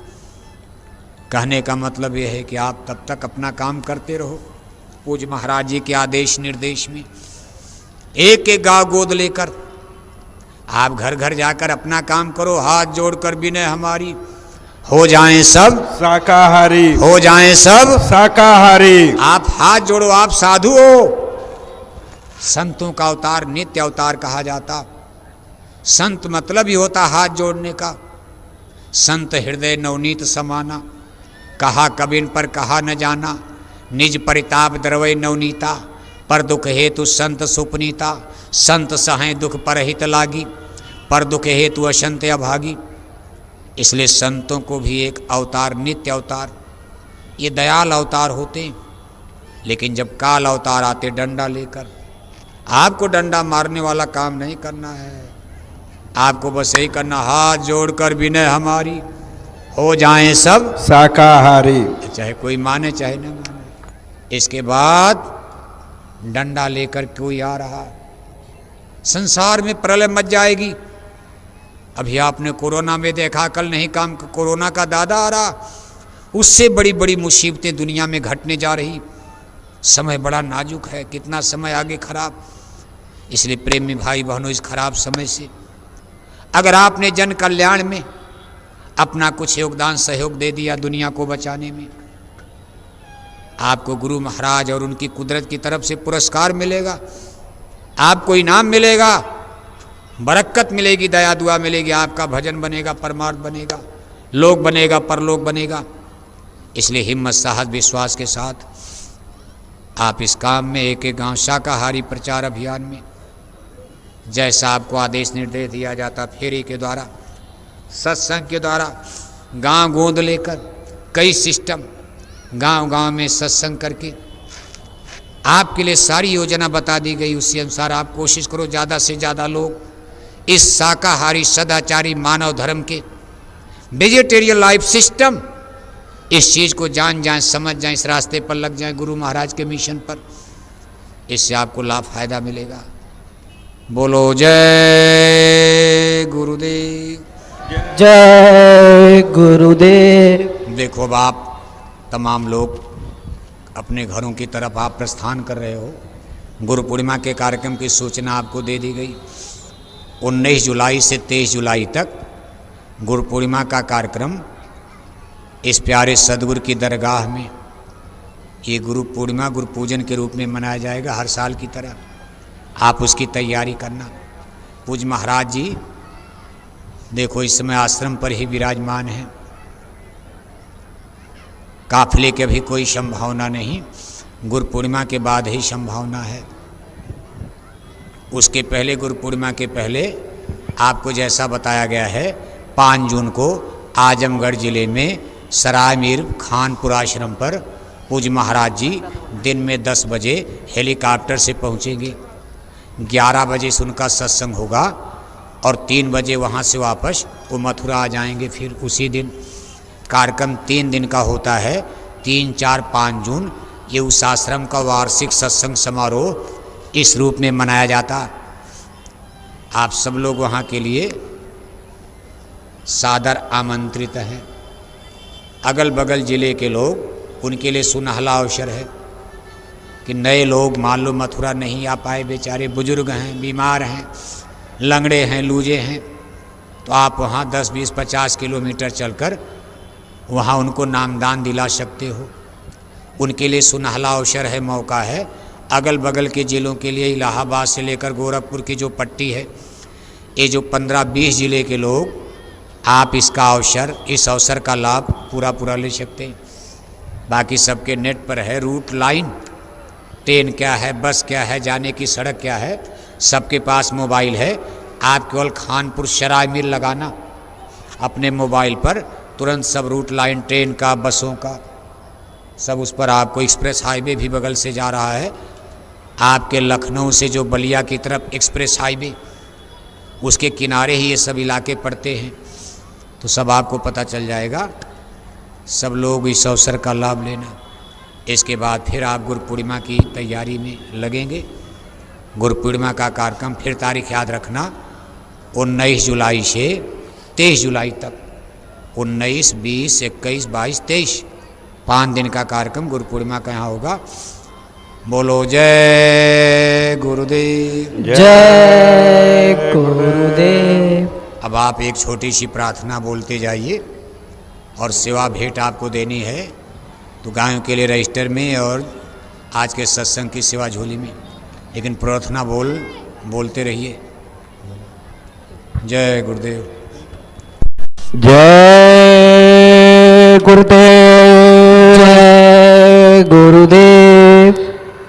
जागरी मेरी सुरत सुहागिन, जागरी मेरी सुरत सुहागन, क्या तुम सोवत मोहनी में, क्या तुम सोवत मोहिनी नींद में, उठ के भजनिया में लागरी, उठ के भजनिया में लागरी, जागरी मोरी सुरत सुहागिन, जागरी मोरी सुरत सुहागिन, अनहद शब्द सुनो चित दे के, अनहद शब्द सुनो चित दे के, उठत मधुर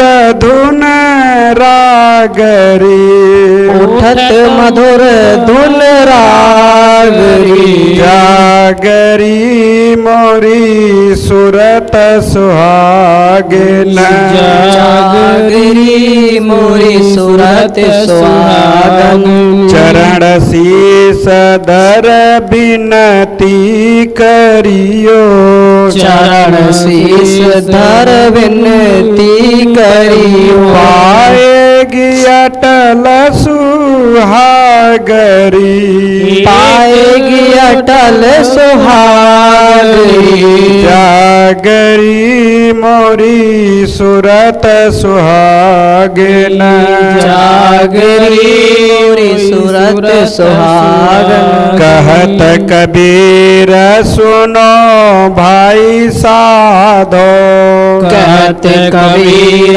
सुनो भाई साधो, जगत पीठ दे भागरे, जगत प्रीत दे भागरी, जागरी मोरी सुरत सुहागिन, जागरी मोरी सुरत सुहागिन, जागरी मोरी सुरत सुहागिन, जागरी मोरी सुरत सुहागिन।